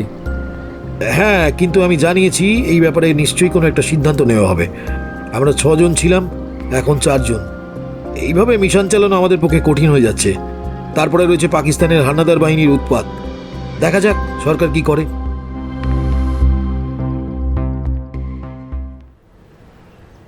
অনেকটা পথ পেরিয়ে দ্বারকায় মাটিতে এসে পৌঁছল সাত্তকীরা। ওখানে কথা মতো পুলিশ এবং অ্যাম্বুলেন্স তৈরি ছিল। মিস্টার রাওয়ের শরীরটাকে নিয়ে যাওয়া হলো কাছের হাসপাতালে। সেখান থেকে নিয়মমাফিক কাজ শুরু হবে। হরিমোহন বললেন, মিস মুখার্জি এক্ষুনি এসে পড়বেন। উনি এখানেই আমাদের অপেক্ষা করতে বললেন। আমাদের সাথে উনি ফিরবেন। এদিকে পুলিশ কিছুক্ষণের মধ্যে মিস্টার রাওয়ের শরীরকে ময়না তদন্তের জন্য নিয়ে গেল। প্রভা বলল, ব্যাপারটা আমার একদম ভালো লাগছে না। সাত্তকী, তোমার কি মনে হয় এই এক্সপেডিশন আর চালানো উচিত? না না, আর উচিত নয়। যা বোঝার আমরা বুঝে নিয়েছি এখান থেকে। নতুন করে আর কিছু। কথাটা শেষ হওয়ার আগেই হরিমোহনের ফোনটা বেজে উঠল। হরিমোহন কথা বলে বললেন, মিস মুখার্জি বাইরে আমাদের জন্য ওয়েট করছেন। হসপিটালের বাইরে একটা ট্যাক্সি থেকে যে ভদ্রমহিলা নামলেন তিনি মিস মুখার্জি। সকলের সঙ্গে আলাপ করিয়ে দিলেন হরিমোহন। মিস মুখার্জির পুরো নাম বংশিকা মুখার্জি। বংশিকা সাত্তকীকে বললেন, আপনি সাত্তকী সেন? আপনার প্রোগ্রাম আমি অনেক দেখেছি। Thank you. চলুন তাহলে যাওয়া যাক। আচ্ছা, ওখানে নাকি একটা বিষ্ণু মূর্তি পাওয়া গেছে যার পেছনে অনেক লিপি ছিল। ওটাই আমি একটু দেখতে চাই। ওরা বুঝতে পারল প্রথমে আবিষ্কার হওয়া সেই ছোট মূর্তিটার কথা বলছে বংশিকা। ওটা তো জাহাজেই রয়ে গেছে, সুতরাং ওখানে ফিরে যাওয়া ছাড়া উপায় নেই। বোটে করে আবার ফিরে যেতে যেতে সাত্তকে জিজ্ঞেস করল, আপনি তো মিস্টার স্বামীর প্রজেক্টে কাজ করতেন, তাই না? হ্যাঁ, উনি আমার সুপারভাইজার ছিলেন। আমার রিসার্চের কাজে খুব হেল্প করেছিলেন। স্যার, সেদিন রাত্রে আমাকে একটা মেল করেছিলেন ওই বিষ্ণুমূর্তির পেছনের লিপিটা নিয়ে। পরের দিন শুনলাম উনি নাকি মারা গেছেন পাকিস্তানি দস্যুদের হামলায়। আমি তো পুরো হতবাক। ওই মেইলটায় কি ছিল? ওনার কিছু একটা খটকা লেগেছিল, সেটাই উনি আমাকে একবার পরীক্ষা করে দেখতে বলেছিলেন। যদিও উনি আমাকে ছবি তুলে পাঠিয়েছিলেন, তাও আমি একবার সামনে থেকে ব্যাপারটা দেখতে চাই। আপনি তো সিন্ধুলিপি নিয়ে অনেক কাজ করেছেন। আপনার পেপার তো এখন চারিদিকে হইচই ফেলে দিয়েছে। ব্যাপারটা একটু বলবেন? আসলে সিন্ধুলিপির বহু রকমের পাঠ্যপ্রক্রিয়ার কথা বলা হয়েছে, কিন্তু বেশিরভাগই যাকে বিজ্ঞানের ভাষায় বলে ফলসিফায়েবল তা নয়। অধিকাংশই একে অন্যের নিয়ম মানেন না বা অন্যকে খণ্ডনও করেন না, শুধুই নিজের পথের কথা বলে চলেন। আমি এই প্রক্রিয়ার মাঝে দাঁড়িয়ে গাণিতিক প্রমাণের মতোই অকাট্য একটি ইন্টারডিসিপ্লিনারি পদ্ধতিতে করা প্রমাণ পেশ করেছি। একই সঙ্গে চিহ্নগুলিকে শ্রেণীকরণের কাজটাও করেছি। এতে পরবর্তীকালে পাঠোদ্ধারের কাজে সুবিধা হবে। নৃতত্ত্ব অথবা আর্কিওলজি বিষয়ে প্রাতিষ্ঠানিক লেখাপড়া না করলেও গবেষণার পেশাদারি মান অক্ষুণ্ণ রাখলেন কিভাবে? I mean, it's quite interesting. এই প্রশ্নের দুটো উত্তর হয়। প্রথমত, প্রতিষ্ঠানের বাইরে তো বটেই, এমনকি ভেতরেও অধিকাংশ গবেষকই স্বশিক্ষিত। দ্বিতীয়ত, খুব খালি হয়ে জন লকের ট্যাবুলার আশা বা খালি শেলেটের মতো করে যদি কোনো কাজের কাছে যাওয়া যায়, কোনো বিশেষ পরিপ্রেক্ষিতের চশমা না পড়ে যদি সৎভাবে সেই কাজকে নিয়ে যা যা জিজ্ঞাসা তা গুগলকে জিজ্ঞাসা করা যায়, সেসব বিষয়ের অনেক বই পড়ে ফেলা যায় যদি মন খুলে, তাহলে সেই কাজই ঠিক দিকে এগিয়ে নিয়ে যাবে আপনাকে। আমার ক্ষেত্রেও তাই হয়েছে বোধহয়। আমি এই কাজ করার সময় প্রথম দিকে যে কি পরিমাণ জাঙ্ক পড়েছি তা তো বলার নয়। প্রভা ওদের এই আলোচনা মন্ত্রমুগ্ধের মতো শুনছিল। হরিমোহন ওদের সম্বিত ফেরালেন, বললেন, আপনার মতামত এখানে খুবই গুরুত্বপূর্ণ হবে আমাদের কাছে। তবে আমরা মোটামুটি যা বুঝেছি সেটা আপনার মতামতের অপেক্ষাতেই তুলে রাখবো। সাত্তকী, আপনার তো বোধহয় ভিডিও মোটামুটি রেডি? হ্যাঁ, আমার মোটামুটি সব ভিডিওই প্রায় তোলা হয়ে গেছে। মেমোরি কার্ডের ভেতরেই আছে, সেগুলোকে এবার একটু ওই সাজিয়ে গুছিয়ে নিতে পারলেই পুরো জিনিসটা আই থিঙ্ক দাঁড়িয়ে যাবে।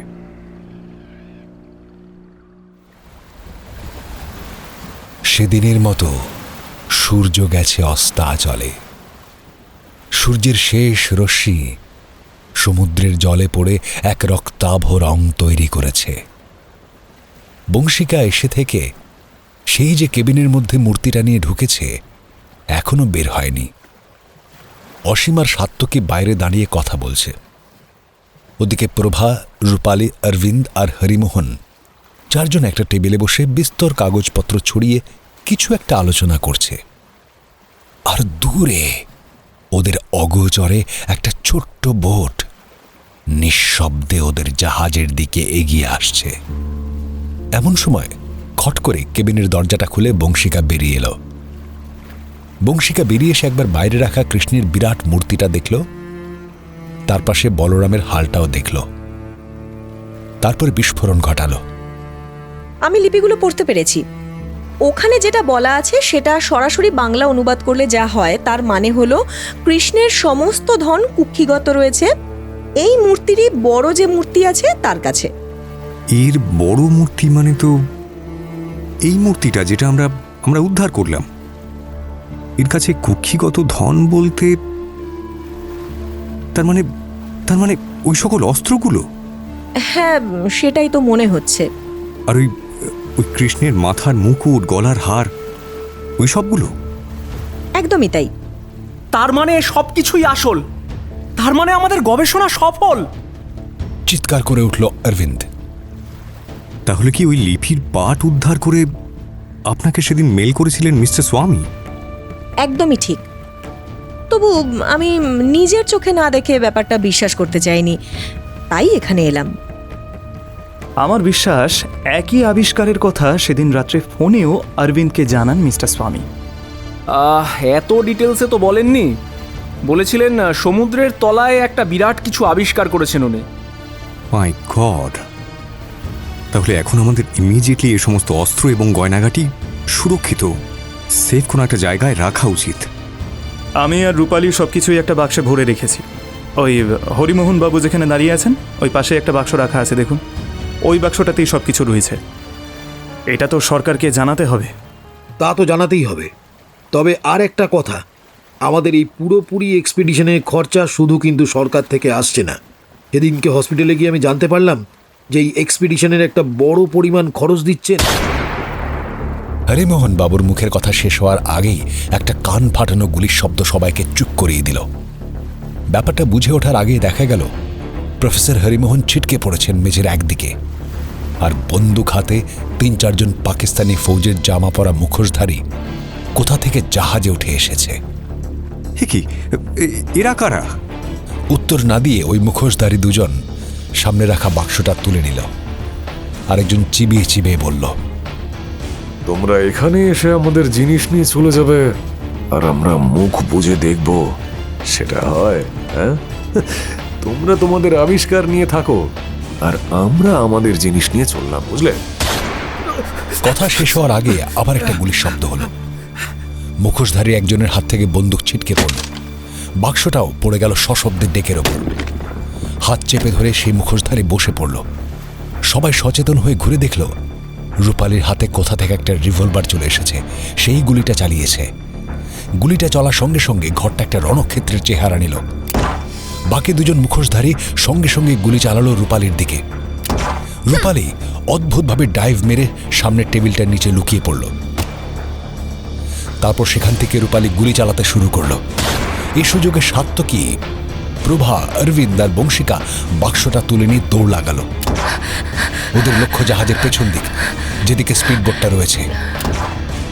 খানিক্ষণের মধ্যে ওরা বুঝতে পারল তারা একা নয়, তাদের পিছু পিছু দৌড়ে আসছে আরেকটা জুতোর শব্দ।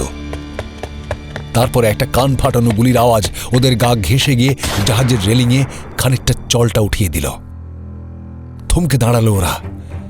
একজন মুখোশধারী আসছে হাতে বন্দুক নিয়ে। আর কিচ্ছু করার নেই। সামনে সাত্যকী, তার পেছনে প্রভা আর তার পেছনে বংশিকা। মুখোশধারী আরো কাছে এগিয়ে আসছে। এইবারেই শেষ। একটা গুলির শব্দ হলো। প্রভা আর বংশিকা চোখ বন্ধ করে নিল। চোখ খুলতে ওরা দেখতে পেল ওদের সামনে একটা নিস্পন্দ শরীর পড়ে আছে। তার তলা থেকে রক্ত বেরিয়ে ডেকের রং লাল করে তুলেছে।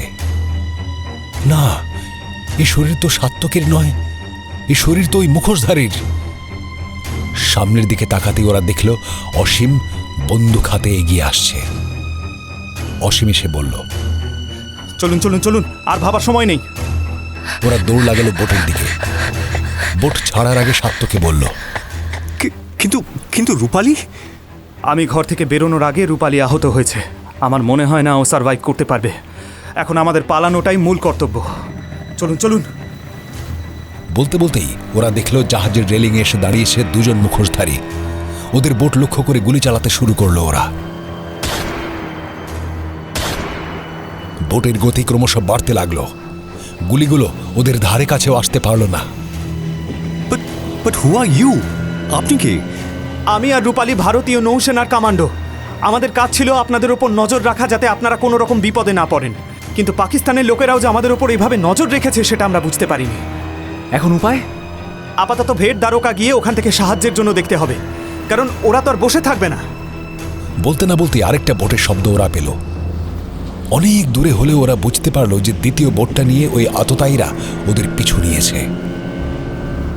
এখন আর ভেট দ্বারকা যাওয়ার মানে নেই। এই সমুদ্রের মাঝেই মোকাবেলা হবে। ওদেরকে প্রতি আক্রমণে হারানো শক্ত হবে।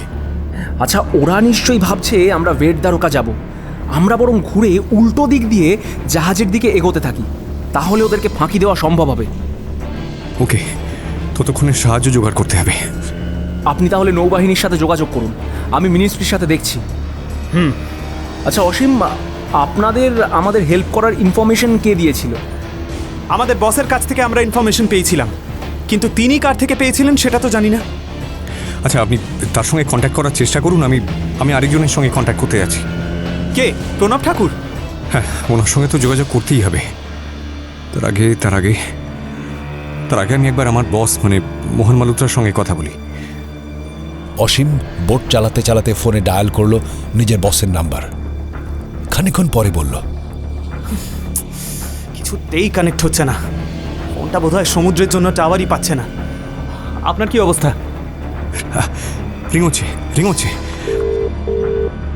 Hello hello sir. সাত্তকী খুব দ্রুত গলায় ওদের পরিস্থিতিটা বলল। কি বলছো তোমরা?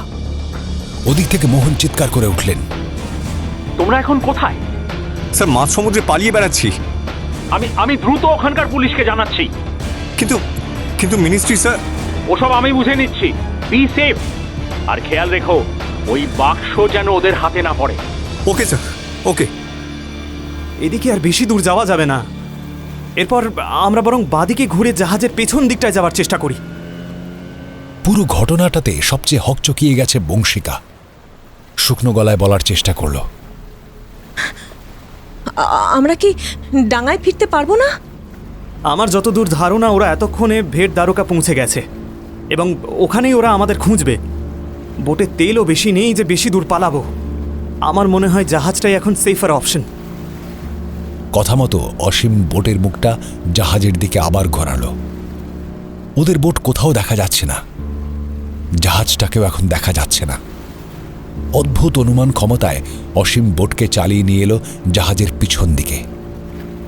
জাহাজটা কিরকম যেন নিশ্চুপ দাঁড়িয়ে রয়েছে। অসীম বলল, আগে আমি উঠছি, তারপর আমি সিগন্যাল দিলে আপনারা উঠবেন। জাহাজের পিছনে ঝুলানো দড়ি ধরে আস্তে আস্তে জাহাজের ডেকে উঠল অসীম। তারপরে ওকে আর দেখা গেল না। খানিকক্ষণ পরে অসীম এসে বলল, অল ক্লিয়ার, চলে আসুন। ওরাও আস্তে আস্তে উপরে উঠে এলো। উপরে উঠে এসে দেখল এক বিভৎস দৃশ্য। রক্তাক্ত অবস্থায় রূপালী পড়ে আছে। শেষ গুলিটা মাথার খুলিটাকে এফোড় ওফোড় করে দিয়েছে। সামনেই পড়ে আছে আরেক মুখোশধারী। তার মানে এখানে একজন, ডেকে একজন, বোটে রয়েছে হয়তো আরো দুজন। সমস্ত জায়গা রক্তের গন্ধে, বারুদের গন্ধে একাকার। চলুন চলুন, আমরা জাহাজের ওই দিকটায় যাই। জাহাজের যে দিকটায় কৃষ্ণের মূর্তি রাখা, সেইখানটায় গিয়ে ওরা বসল। অসীম চেষ্টা করল নৌবাহিনীর সঙ্গে যোগাযোগ করার, কিন্তু কিছুতেই যোগাযোগ করতে পারছে না। অরবিন্দ মিনিস্ট্রিতে যোগাযোগ করার চেষ্টা করল, কিন্তু সেখানে অবস্থা তথৈবচ। ফোন লাগলো, কিন্তু কেউই কারো কথা পরিষ্কার শুনতে পাচ্ছে না। আচ্ছা, আমরা যদি জাহাজটা নিয়ে ভেট দ্বারকা পৌঁছে যাই? হ্যাঁ, সেটা একটা করা যায়, কিন্তু আপনি কি জাহাজ চালাতে পারেন অরবিন্দ বাবু? না, আপনি নিশ্চয়ই জানেন। না, জাহাজ চালানোটা আমার জানা জিনিসের মধ্যে পড়ে না। তাহলে এখন কি করা? অপেক্ষা, সাহায্যের। ওরা যে দলে কজন আর কিভাবে ছড়িয়ে ছিটিয়ে রয়েছে আমরা কেউই কিছু জানি না। এরা যদি সত্যিই পাকিস্তানি হয়। মুখের কথা শেষ না করে অসীম উঠে দাঁড়াল। খানিকটা গিয়ে ডেকে পড়ে থাকা মুখোশধারীর মুখ থেকে মুখোশটা টেনে খুলল। তারপরে চমকে উঠল। এ কি? কি হলো? জবাব না দিয়ে ও দৌড়ে গেল সেই ঘরে যেখানে রূপালী হরিমোহনের সাথে আরেক মুখোশধারীর মৃতদেহ পড়ে আছে। তার পিছন পিছন ওরাও গেল। ততক্ষণে ওই মুখোশধারীর মুখোশ টেনে খুলে ফেলেছে অসীম, আর অবাক বিস্ময়ে তাকিয়ে আছে তার দিকে। কি হলো? এদেরকে তো আমি আগে থেকেই চিনি। এরা তো আগে নৌবাহিনীতে ছিল, তারপর শৃঙ্খলা ভঙ্গের অপরাধে এদের কয়েকজনকে বের করে দেওয়া হয়েছে। শৃঙ্খলা ভঙ্গ মানে? বলা হয়েছিল শৃঙ্খলা ভঙ্গ, কিন্তু আসলে গোপন খবর পাচার করতো এরা। এরা পাকিস্তানের সঙ্গে কি করে জড়িত হলো? সাত্তকের ফোনটা বেজে উঠল। মোহন মালহোত্রা। হ্যাঁ, বলুন স্যার। সাত্তকি, তোমরা কোথায়? আমরা জাহাজে ফিরে এসেছি স্যার। ওরা হয়তো আমাদের খুঁজছে ভেট দ্বারকায়। খুব ভালো করেছো, তোমরা ওখানেই থাকো। আমি অলরেডি জানিয়ে দিয়েছি তোমাদের জন্য সাহায্য আসছে। ওকে স্যার, ওকে। ফোনটা কেটে অসীমের দিকে তাকিয়ে সাত্তকে বলল, আচ্ছা অসীমবাবু, উনি তো বললেন সাহায্য আসছে, তাহলে নৌবাহিনী? দাঁড়ান দাঁড়ান দাঁড়ান, মনে হচ্ছে লাইনটা পেয়েছি। Yes, hello hello hello. বলতে বলতে অসীম ডেকের অন্য ঘরে চলে গেল। এখান থেকে একবার বেঁচে ফিরতে পারলে ওই পাকিস্তানকে আমি দেখে নেব। আগে তো বেঁচে ফিরি। না, আর চিন্তা নেই। আমি নেভিকে খবর দিয়ে দিয়েছি, আমাদের রেস্কিউ খুব শীঘ্রই এসে পড়বে। ততক্ষণ শুধু আমাদের হোল্ড করতে হবে।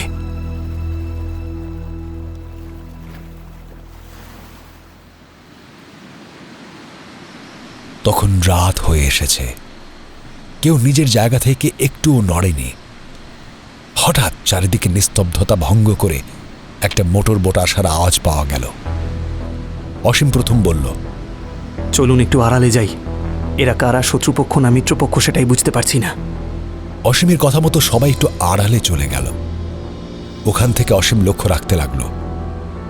বন্দুকধারী বেশ কয়েকজন নামল। অসীম দেখল প্রায় ৮ জন। মানে ওরা স্থলভাগ থেকে আরো শক্তি সঞ্চয় করে ফিরে এসেছে।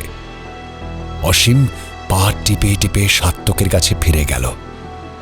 ফিসফিস করে বলল, ওরা দলে অনেক ভারী, ওদেরকে সরাসরি হারানো সম্ভব নয়। তাহলে উপায়? আমি যা বলছি সেই রকম ভাবে করুন। কি? But how? এই বন্দুকটা আপনি রাখুন। আর আপনি?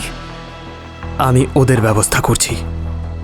ওদের মনোযোগটা একটু অন্যদিকে করতে হবে, তাহলেই বোটটা ফাঁকা পাওয়া যাবে। আর আপনারা ওই বোটটা করে সোজা ভেট দ্বারকা চলে যাবেন। আপনি কি করবেন? আমি যা পরিকল্পনা করেছি, আমি ঠিক সময় ঠিক জায়গায় পৌঁছে যাব। এখন আপনি শুনুন। বলে সাত্তকের কানে ফিসফিস করে কি একটা বলল অসীম। সাত্তকে মাথা নাড়ল। তারপরে অসীম ধীরে ধীরে উঠে দাঁড়াল। সামনে পড়ে থাকা একটা বড় ফাঁকা কাঠের বাক্স হাতে তুলে নিল। পা টিপে টিপে এগিয়ে গেল জাহাজের পিছনের দিকে। আর সাত্তকীর রিভলভার হাতে তৈরি থাকলো কখন ডেকের দিকটা খালি হয়। বংশিকা আর অরবিন্দ দুজনে মুকুট, অস্ত্র ইত্যাদি ভরা বাক্সটা হাতে নিয়ে প্রস্তুত হল। সামনে এখন 2 জন লোক রয়েছে। অসীম চোখের আড়ালে চলে যেতেই একটা ভারী বাক্স কাউকে ছুঁড়ে মারার আওয়াজ হলো, আর সঙ্গে সঙ্গে প্রত্যাশা মতো হৈ হৈ করে ডেকের ওই লোক দুটো ওই আওয়াজ লক্ষ্য করে ছুটল। সামনের ডেক একদম ফাঁকা। সুবর্ণ সুযোগ, রিভলভার নিয়ে সাত্তকী, প্রভা, অরবিন্দ আর বংশিকা ছুটল ডেকের দিকে। সেখান থেকে প্রথমে সাত্তকী, তারপর প্রভা দড়ি ধরে ঝুলে পড়ল মোটর বোটে। সমস্যায় পড়ল অরবিন্দ আর বংশিকা। হাতে বাক্সটা থাকার ফলে দড়ি ধরে ঝুলতে পারছে না। জাহাজে ওঠার সময় দড়ির মই থাকার ফলে সুবিধা হয়েছিল। উপায় একটাই, বাক্সটাকে আগে বোটে ছুঁড়ে ফেলা। দুজনে একসাথে বাক্সটাকে একটু দুলিয়ে ছুঁড়ে দিল বোটের দিকে, কিন্তু না, হিসাবে গোলমাল হয়ে গেল। বাক্সটা বোট অব্দি গেল না, তার আগেই দড়িতে লেগে সোজা সমুদ্র গর্ভে পড়ল। চোখের পলকে তলিয়ে গেল জলের তলায়। ততক্ষণে জাহাজে গুলির শব্দ শোনা যাচ্ছে। অরবিন্দ আর বংশিকা দ্রুত দড়ি বেয়ে বোটে এসে নামল।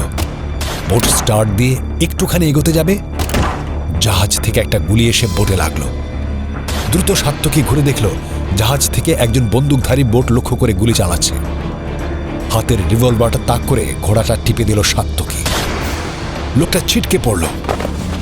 বোট ততক্ষণে বেশ খানিকটা এগিয়ে গেছে। প্রভা বলল, আর অসীম বাবু? আমাকে অসীম বলল খানিকটা গিয়ে অপেক্ষা করতে, উনি ব্যবস্থা করে আসছেন। কি ব্যবস্থা করবেন? কথা শেষ না হতেই একটা প্রচন্ড বিস্ফোরণে গোটা সমুদ্রে যেন আগুনের হলকা ছিটকে উঠল। সেই তীব্র আলোয় তারা দেখল জাহাজ একটা প্রচন্ড বিস্ফোরণ ঘটেছে। তার ফলে গোটা জাহাজ জুড়ে আগুন জ্বলছে। সাত্তকী ফিসফিস করে বলল, মাই গুডনেস, অসীম এই ব্যবস্থাই করেছিল। তবে অন্ধকারের বুকে জাহাজের আগুনটা দেখতে লাগছে যেন এক বিরাট দৈত্যের মশাল হাতে প্রলয়ের নাচন। এই দৃশ্য থেকে চোখ ফেরানো যায় না। অসীম বাবু? ওই আগুনের হলকার আভাতেই সাত্তককে লক্ষ্য করল একটা ছোট্ট লাইফ বোট ভেসে আসছে সমুদ্রের জলে, আর তার উপরে একজন প্রাণপণে দাঁড় বইছে। ওই ওই তো অসীম! চিৎকার করে উঠল সাত্তকী। ঠিকই দেখেছে সাত্তকী, একটা ছোট্ট লাইফ বোটে করে ওই জাহাজ থেকে কোনো রকমে পালিয়ে দাঁড় টেনে তাদের বোটের কাছে খুব দ্রুত এগিয়ে আসছে অসীম। কোনো রকমে অসীমকে টেনে বোটে তুলল অরবিন্দ আর সাত্তকী। অরবিন্দ জিজ্ঞেস করল, কি হলো?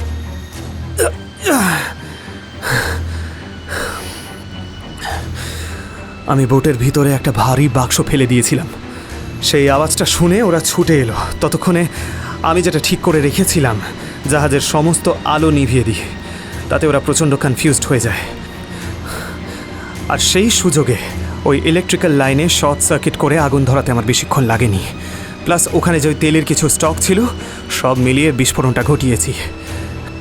কিন্তু তুমি যে প্রাণ হাতে নিয়ে বেঁচে আসতে পেরেছো, এটাই বিরাট। আমার হিসেবটা ক্যালকুলেট করাই ছিল। কারণ থিং যে জাহাজে যারা উঠেছে তারা আর কেউ বাঁচবে, আর জাহাজটা তো ডুবতেও শুরু করেছে দেখছি। তাহলে আমাদের এখন আর কি কাজ? ভেট দ্বারকা অবধি যাই, তারপর ব্যাপারটা দেখছি। কথা বলতে বলতে বোটটা ভেট দ্বারকার একটা অন্য দিকে এসে দাঁড়ালো। এসো আমার সঙ্গে এসো, এদিকে একটা অফিস আছে। অফিসের মতো একটা ফাঁকা ঘর, সেখানে ইতস্তত কিছু চেয়ার পাতা। অরবিন্দের পেছন পেছন ওখানে গিয়ে সাত্তকী, বংশিকা আর প্রভা বসল। সমস্ত ক্লান্তি যেন শরীরটাকে জড়িয়ে ধরেছে। শরীর আর টানছে না। ভীষণ চাপের থেকে মুক্তি পেলে অনেক সময় এরকম হয়, পুরো শরীরটা যেন ছেড়ে দেয়। কারোর মুখে কোনো কথা নেই, সবাই ওখানে বসে আছে। খানিকক্ষণ পরে নিস্তব্ধতা ভাঙল অরবিন্দ। বলল, এই জিনিসগুলো জলের তলা থেকে তো তুলে আনতে হবে। হ্যাঁ, সেটা তো করতেই হবে। কিন্তু ওই জাহাজটা ধ্বংস হওয়ার সঙ্গে সঙ্গে তো আমাদের সমস্ত জিনিসপত্র জলের তলায় চলে গেছে। ওগুলো তো আবার নতুন করে অ্যারেঞ্জ করতে হবে। ঠিক আছে, আমি একবার মিনিস্টারের সাথে কথা বলি, দেখি কি ব্যবস্থা করা যায়। অরবিন্দ বলল। তারপরে ফোনে একটা নম্বর ডায়াল করতে করতে বলল, ইস, এখানে একটাও টাওয়ার নেই দেখছি। দেখি দেখি বাইরে থেকে। বলে ফোনটা নিয়ে বাইরে বেরিয়ে গেল।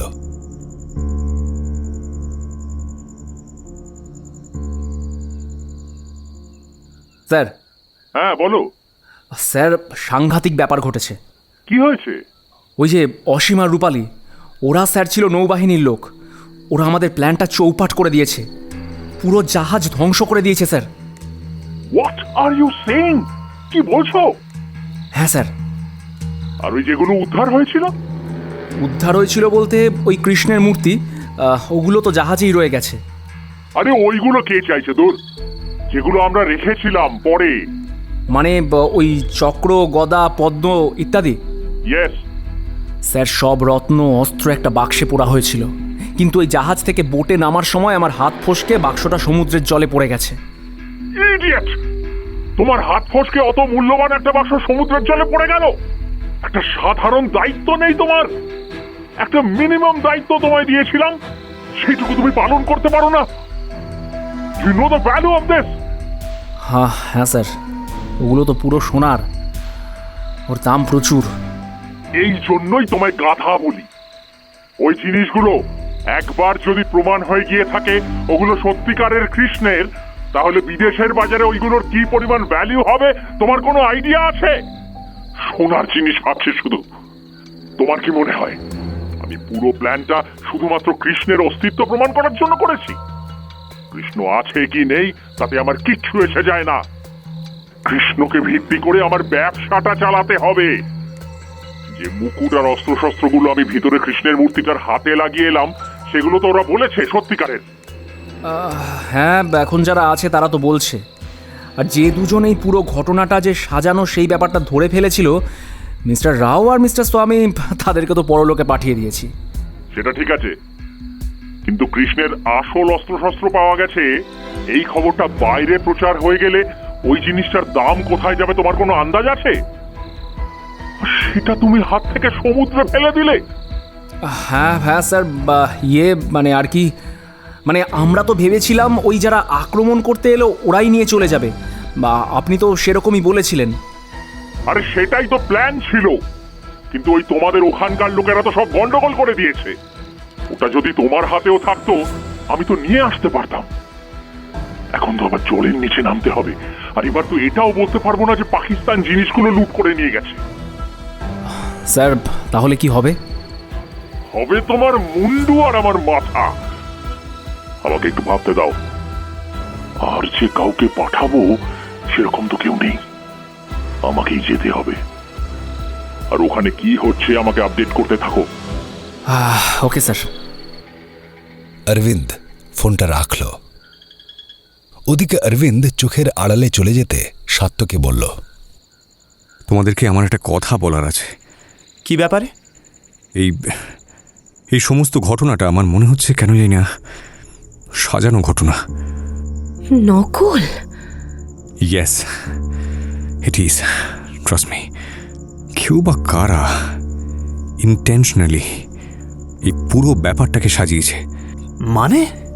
This whole thing is a bloody conspiracy. তার মানে এইসব নকল? না, সব নকল নয়, তবে ওই যে অস্ত্রশস্ত্র যেগুলো পাওয়া গেছে, দোজ আর নট রিয়েল। আমিও আপনার সাথে একমত। তুমি এই বিষয়ে কি জানো? মিস্টার রাওয়ের সাথে আমার কথা হয়েছিল। যে জিনিসগুলো জলের তলা থেকে উদ্ধার হয়েছে, যেমন এই হাল বা এই মূর্তি বা এই বড় মূর্তিটা, বা জলের তলায় যে মন্দিরের প্লেটগুলো পাওয়া গেছে, তার মধ্যে যে বেশ কিছু জিনিস অরিজিনাল, এ বিষয়ে আমাদের কোনো সন্দেহ নেই।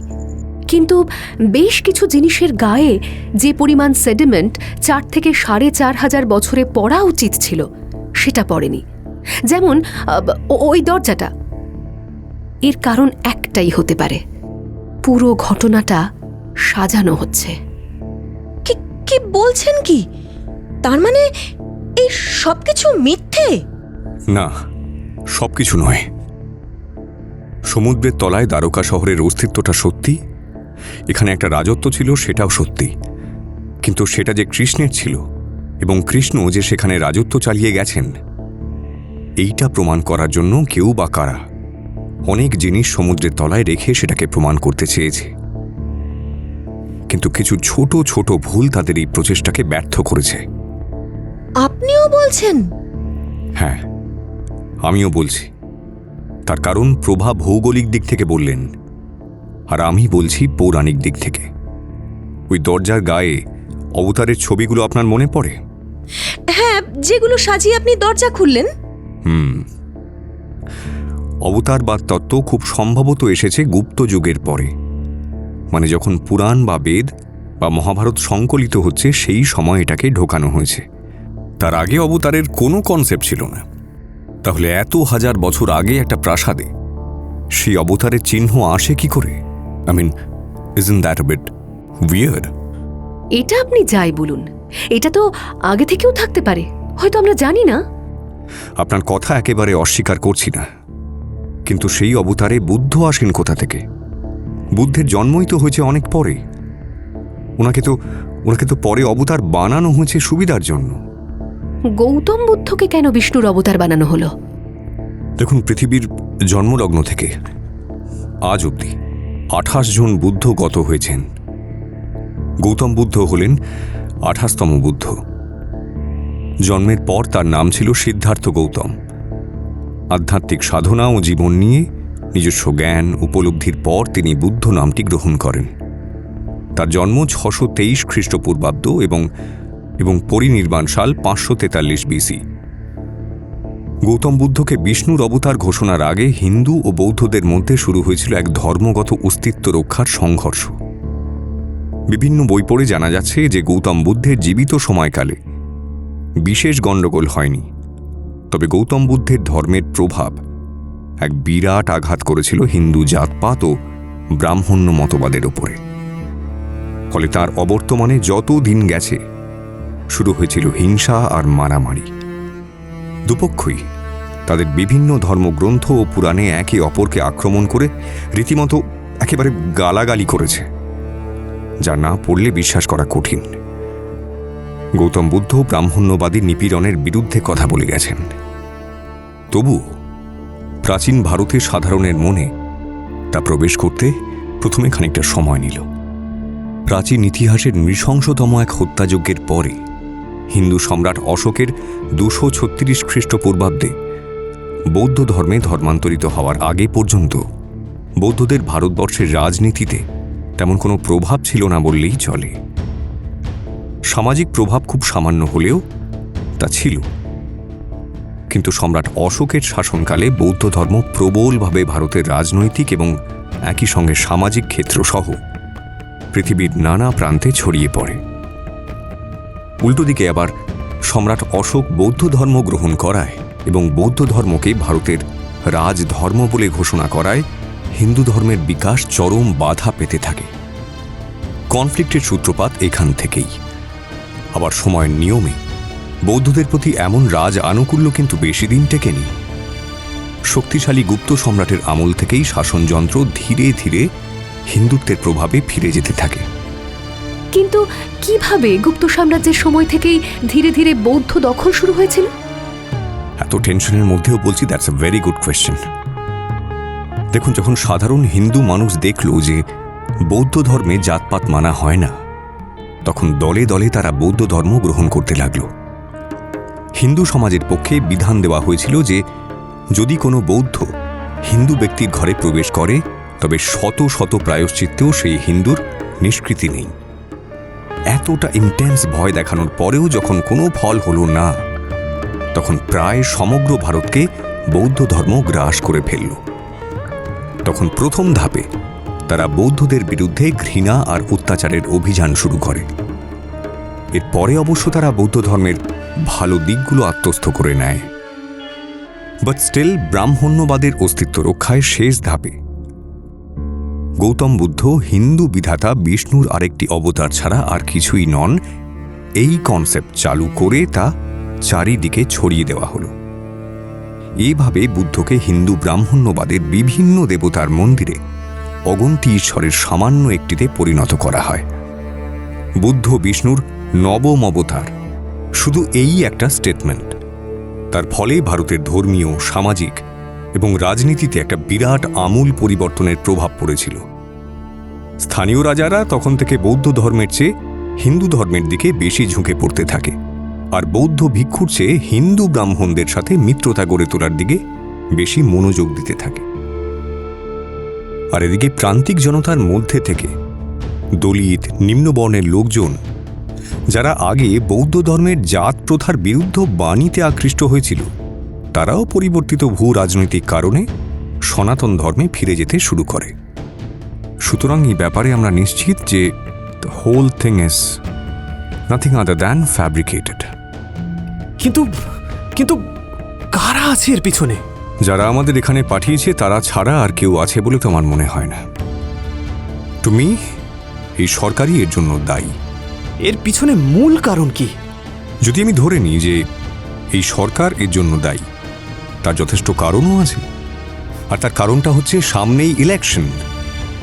একটা জিনিস বোঝার চেষ্টা করুন, এই সময় যদি প্রমাণ করা যায় যে কৃষ্ণের অস্তিত্ব সত্যিই ছিল এবং তিনি সত্যিই ভারতবর্ষেরই দ্বারকায় রাজত্ব করে গেছেন, আর এই মহাভারত সত্যি ঘটনা, তাহলে ভারতকে হিন্দু রাষ্ট্র প্রতিষ্ঠা করার যে দাবি উঠেছে সেটা অনেক জোরালো করা যায়।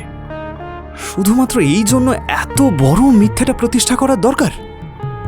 রাজনীতির ক্ষমতার জন্য অনেক কিছুই প্রতিষ্ঠা করা হয়, সেসব এখন বললে বিতর্ক তৈরি হবে। সব কিছুর পেছনে একটাই জিনিস কাজ করে, ক্ষমতা। ক্ষমতা, ক্ষমতা আর ক্ষমতা, মানুষের ভোট। আর আমি নিশ্চিত যে এই টোটাল ব্যাপারটা সরকার থেকেই করানো হয়েছে। এটা তো গেল অন্য ব্যাপার। আর যদি কৃষ্ণের ওই অস্ত্রগুলো সত্যিই বলে প্রমাণ হয়, তাহলে তার বিদেশের বাজারে দাম প্রচুর। সেগুলোকেই নেওয়ার জন্য নকল পাকিস্তানের সৈন্য সাজিয়ে সেগুলোকে হাতানোর চেষ্টা করা। কিন্তু এটা করছে কারা? মানে সরকার করছে বুঝলাম, কিন্তু আমাদের সাথে এই সংঘর্ষটা কাদের? আপাতত একজনের কথাই তো মনে হচ্ছে। কে? যে চোখের আড়ালে যাওয়ার ফলে আমি এতগুলো কথা বলতে পারলাম, সে অরবিন্দ। ইয়েস। আপনি কি করে বলছেন? প্রথমত, জাহাজের উপরে যে সকল লোকেরা উঠে এলো তারা সবাই আমাদের দিকে গুলি চালালো, কিন্তু খেয়াল করে দেখবেন অরবিন্দের দিকে একটাও গুলি চলল না। তার কারণটা কি? দ্বিতীয়ত, মিস্টার রাও মারা যাওয়ার আগে অরবিন্দের সাথে গেলেন জাহাজে। মিস্টার স্বামীও মারা যাওয়ার আগে ফোন করলেন অরবিন্দকে। এই এই এই ব্যাপারগুলো একসাথে জুড়লে সন্দেহের তীরটা তো ওই একজনের দিকেই যাচ্ছে। মানে মিস্টার রাও আর মিস্টার স্বামী ব্যাপারটা ধরতে পেরেছিলেন, অনেক চেষ্টা করেও সেটা আমাদেরকে ওনারা বলতে পারেননি। তার আগেই অরবিন্দ ওনাদেরকে সরিয়ে দিয়েছিল। তার মানে যে লোকগুলো আমাদের জাহাজ আক্রমণ করেছিল, সেই লোকগুলো অরবিন্দেরই লোক ছিল। 100% টোটালটাই সাজানো ছিল। এখন ব্যাপারটা অনেক পরিষ্কার হচ্ছে। প্রথম ছোট মূর্তিটা আবিষ্কার করলো কে? অরবিন্দ। দরজার গায়ে অবতারের ছবি খোদাই করা আছে, দেখলো কে? অরবিন্দ। অ্যান্ড দেন ওই ফসিলটা উপরে তুলতে গিয়ে নিচে পড়ে গেল, যে তার পেছনে দায়ী কে ছিল? সেটাও অরবিন্দ। এখন বুঝতে পারছি ফসিলটাকে উপরে তোলা সম্ভবই নয়, কারণ ওটা উপরে ওঠার পরই যদি কার্বন ডেটিং করা যায় তাহলে দেখা যাবে ওটা মোটেও ফসিল নয়, ওটা জাস্ট মানুষের তৈরি ফেক পাথরের ওপরে ছাপ দেওয়া। কিন্তু অরবিন্দের পিছনে পালের গোদা কে রয়েছে তাকে ধরতে হবে। তাকে ধরবে কি করে? দেখছি। আমি একবার মোহন মালহোত্রাকে ফোন করি। বলতে বলতেই সাত্তকী ফোন বার করে মোহন মালহোত্রার নাম্বারটা ডায়াল করল। Hello sir. হ্যাঁ সাত্তকী, বলো তোমরা কোথায়, কি অবস্থা? স্যার, আমরা আপাতত ভেট দ্বারকায় ওই অফিসে একটু রেস্ট নিচ্ছি। একটু দিনের আলো ফুটলে তারপরে শহরের দিকে যাব। বেশ। বাট স্যার, আপনাকে একটা কথা বলার জন্য ফোন করলাম। হ্যাঁ বলো। আমি জানি না আপনি বিশ্বাস করবেন কি না, তবে আই থিঙ্ক এই পুরো ব্যাপারটা একটা সাজানো ঘটনা। Sir, this whole bloody investigation is fabricated. মানে জলের তলায় একটা নগরের অস্তিত্ব আছে ঠিকই, কিন্তু সেটাকে কৃষ্ণের নাম দিয়ে কেউ বা কারা ব্যাপারটাকে সাজাতে চাইছে স্যার। হোয়াট দ্য, কি করে বলছো তুমি এসব? সাত্তকী তখন তার যুক্তিগুলো দিয়ে সংক্ষেপে বোঝালো। খানিকক্ষণ ফোনের অপর দিকটা নিস্তব্ধ রইল। তারপরে মোহন মালহোত্রা ধীরে ধীরে বলল, তার মানে তুমি বলছো এই অরবিন্দ রয়েছে এর পেছনে? আই থিঙ্ক অরবিন্দ কারুর একজনের কথায় চলছে, তবে সে যে এর সাথে ইনভলভড সেটা বুঝতে আমাদের কারোরই অসুবিধা হচ্ছে না। ইনফ্যাক্ট আমরা সেটাই দেখেছি যেটা অরবিন্দ আমাদের দেখিয়েছে। একটা কাজ করো তোমরা, অরবিন্দকে একটু চেপে ধরো, দেখো কিছু স্বীকার করে কিনা। আর সাত্যকী, তোমার কাছে ভিডিও চিপ রয়েছে না? হ্যাঁ স্যার, রয়েছে। ওটা সাবধানে রেখো, কারণ সব প্রমাণগুলো ওর ভেতরেই আছে। দরকার হলে ওটা কোনো নিরাপদ কারোর কাছে, যেমন প্রভা বা বংশিকার কাছে রাখতে পারো। ওকে স্যার। আমি এদিকে ব্যাপারটা দেখছি।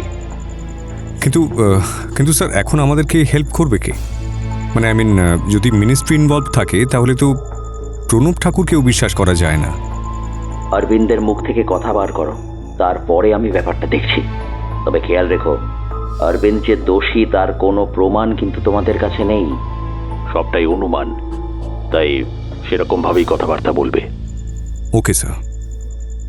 ফোনটা রেখে সাত্যকে বলল, লিসেন গাইস, আমাদেরকে অরবিন্দকে জেরা করতে হবে, কিন্তু সেটা এমনভাবে করতে হবে যাতে অ্যাপারেন্টলি ওর কোনো সন্দেহ না হয়। কারণ ওর কনফেশন কিন্তু আমাদের একমাত্র প্রুফ, এছাড়া আর কোনো প্রমাণ কিন্তু আমাদের কাছে নেই। আর ওর এই স্বীকারোক্তি আমাদেরকেই বের করতে হবে। And I hope this is clear to all of you. Okay.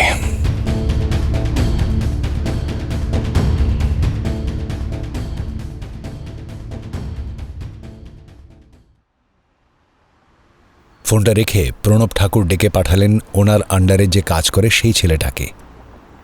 সেই ছেলেটা এসে দাঁড়াতে ঠাকুর বললেন, ভদ্রমহিলা এসেছেন? হ্যাঁ স্যার। ভিতরে পাঠাও। ছেলেটি মাথা নেড়ে চলে গেল। খানিক্ষণ পরে একজন ভদ্রমহিলা, তার বয়স বেশি হবে না, কিন্তু চোখে মুখে একটা সন্ত্রস্ত ভাব নিয়ে এসে দাঁড়াল। ঠাকুর বললেন, হ্যাঁ, বসুন বসুন। দেখুন, আপনি যা বললেন সেসব যদি সত্যি হয় তাহলে মানে ব্যাপারটা বুঝতে পারছেন তো কোন পর্যায়ে যেতে পারে? হ্যাঁ স্যার, আমি জানি, কিন্তু এই ব্যাপারটা তো একদম সত্যি, আমি নিজের চোখের সামনে। ঠিক আছে, দাঁড়ান, আমি আরেকজনকে ডাকছি। ঘরের ফোনটা তুলে তার ব্যক্তিগত সচিব সুধাকরকে ডেকে পাঠালেন। তারপরে বললেন, সুধাকর, এনার সব কথাগুলো সত্যি হলে আমাদের ইমিডিয়েটলি ভেট দ্বারকায় পৌঁছানো উচিত, বুঝলে? ভেট দ্বারকায় কেন স্যার? ওখানে কি কিছু সমস্যা হচ্ছে? হ্যাঁ, সমস্যা প্রচণ্ডই হয়েছে। সমস্ত খবরই আমি পেয়েছি। ওখানকার পুলিশকে ইনফর্ম করে দাও, আর আমাদের ফোর্স লাগতে পারে। আচ্ছা, না থাক থাক থাক, পুলিশকে দিয়ে হবে না, জানো তো, আমাদের নিজস্ব ফোর্স ইউজ করতে হবে। ছেড়ে দাও। স্যার, মিনিস্টারকে জানাবেন না? সময় নেই সুধাকর, একদম সময় নেই। সব শেষ হয়ে যেতে পারে। এই প্রজেক্টে গন্ডগোল মানে সেটা কত বড় ইস্যু হতে পারে তুমি ভাবতে পারছো? আপনি ওখানকার খবর পেলেন কি করে? ওখান থেকে কি কেউ আপনাকে ফোন করেছিল? ওদের যে টিমটা গেছে তার মধ্যে আমার লোক যে নেই এ কথা তোমাকে কে বলল? ওদের গতিবিধির উপরে আমি সব সময় নজর রেখে চলেছি। এত বড় একটা প্রজেক্ট ওরা গেছে, সেখানে গোলমাল হতে পারে, কিন্তু এরকম গোলমাল হবে এটা আমি আশা করিনি। কিন্তু স্যার, গোলমালটা কি? মহিলার দিকে তাকিয়ে প্রণব ঠাকুর বললেন, তুমি এনার থেকে সব ব্যাপারটা শুনেছ তো? হ্যাঁ স্যার, তবে উনি যা বলেছেন তাতে তো। হ্যাঁ, তাতে যেটা মানে দাঁড়ায় একমাত্র সেটা হলেই সব হিসেব মিলছে, বুঝতে পারলে? ঠিক এই সময় ঠাকুরের মোবাইলে একটা মেসেজ ঢুকল। ফোনটা তুলেই মেসেজটাতে চোখ বুলিয়ে ব্যস্ত হয়ে বললেন, আমাদের আর সময় নষ্ট করার মতো সময় নেই। আমাদের ওখানকার ফোর্সকে অ্যাক্টিভ করো, পুলিশকে ইনফর্ম করো, আর আমি নিজে ওখানে যাব। ওই মহিলাকে বললেন, আপনিও চলুন আমার সঙ্গে। সুধাকর, তুমিও যাবে। আমাদের চপারের ব্যবস্থা করো ইমিডিয়েটলি। 1 ঘন্টার মধ্যে আমি ওখানে পৌঁছতে চাই। আরও কয়েকজনকে আমাদের লাগবে। You arrange everything. Okay sir, আমি দেখছি। প্রায় দৌড়ে ঘর থেকে বেরোলেন সুধাকর। প্রণব ঠাকুর অস্থিরভাবে ঘরের মধ্যে পায়চারি করতে লাগলেন। তারপরে ওনার সামনের সিটে বসা মহিলার দিকে তাকিয়ে বললেন, আপনি ঠিক সময় এসে পৌঁছেছিলেন। এবারে শেষ চালের জন্য প্রস্তুত হন।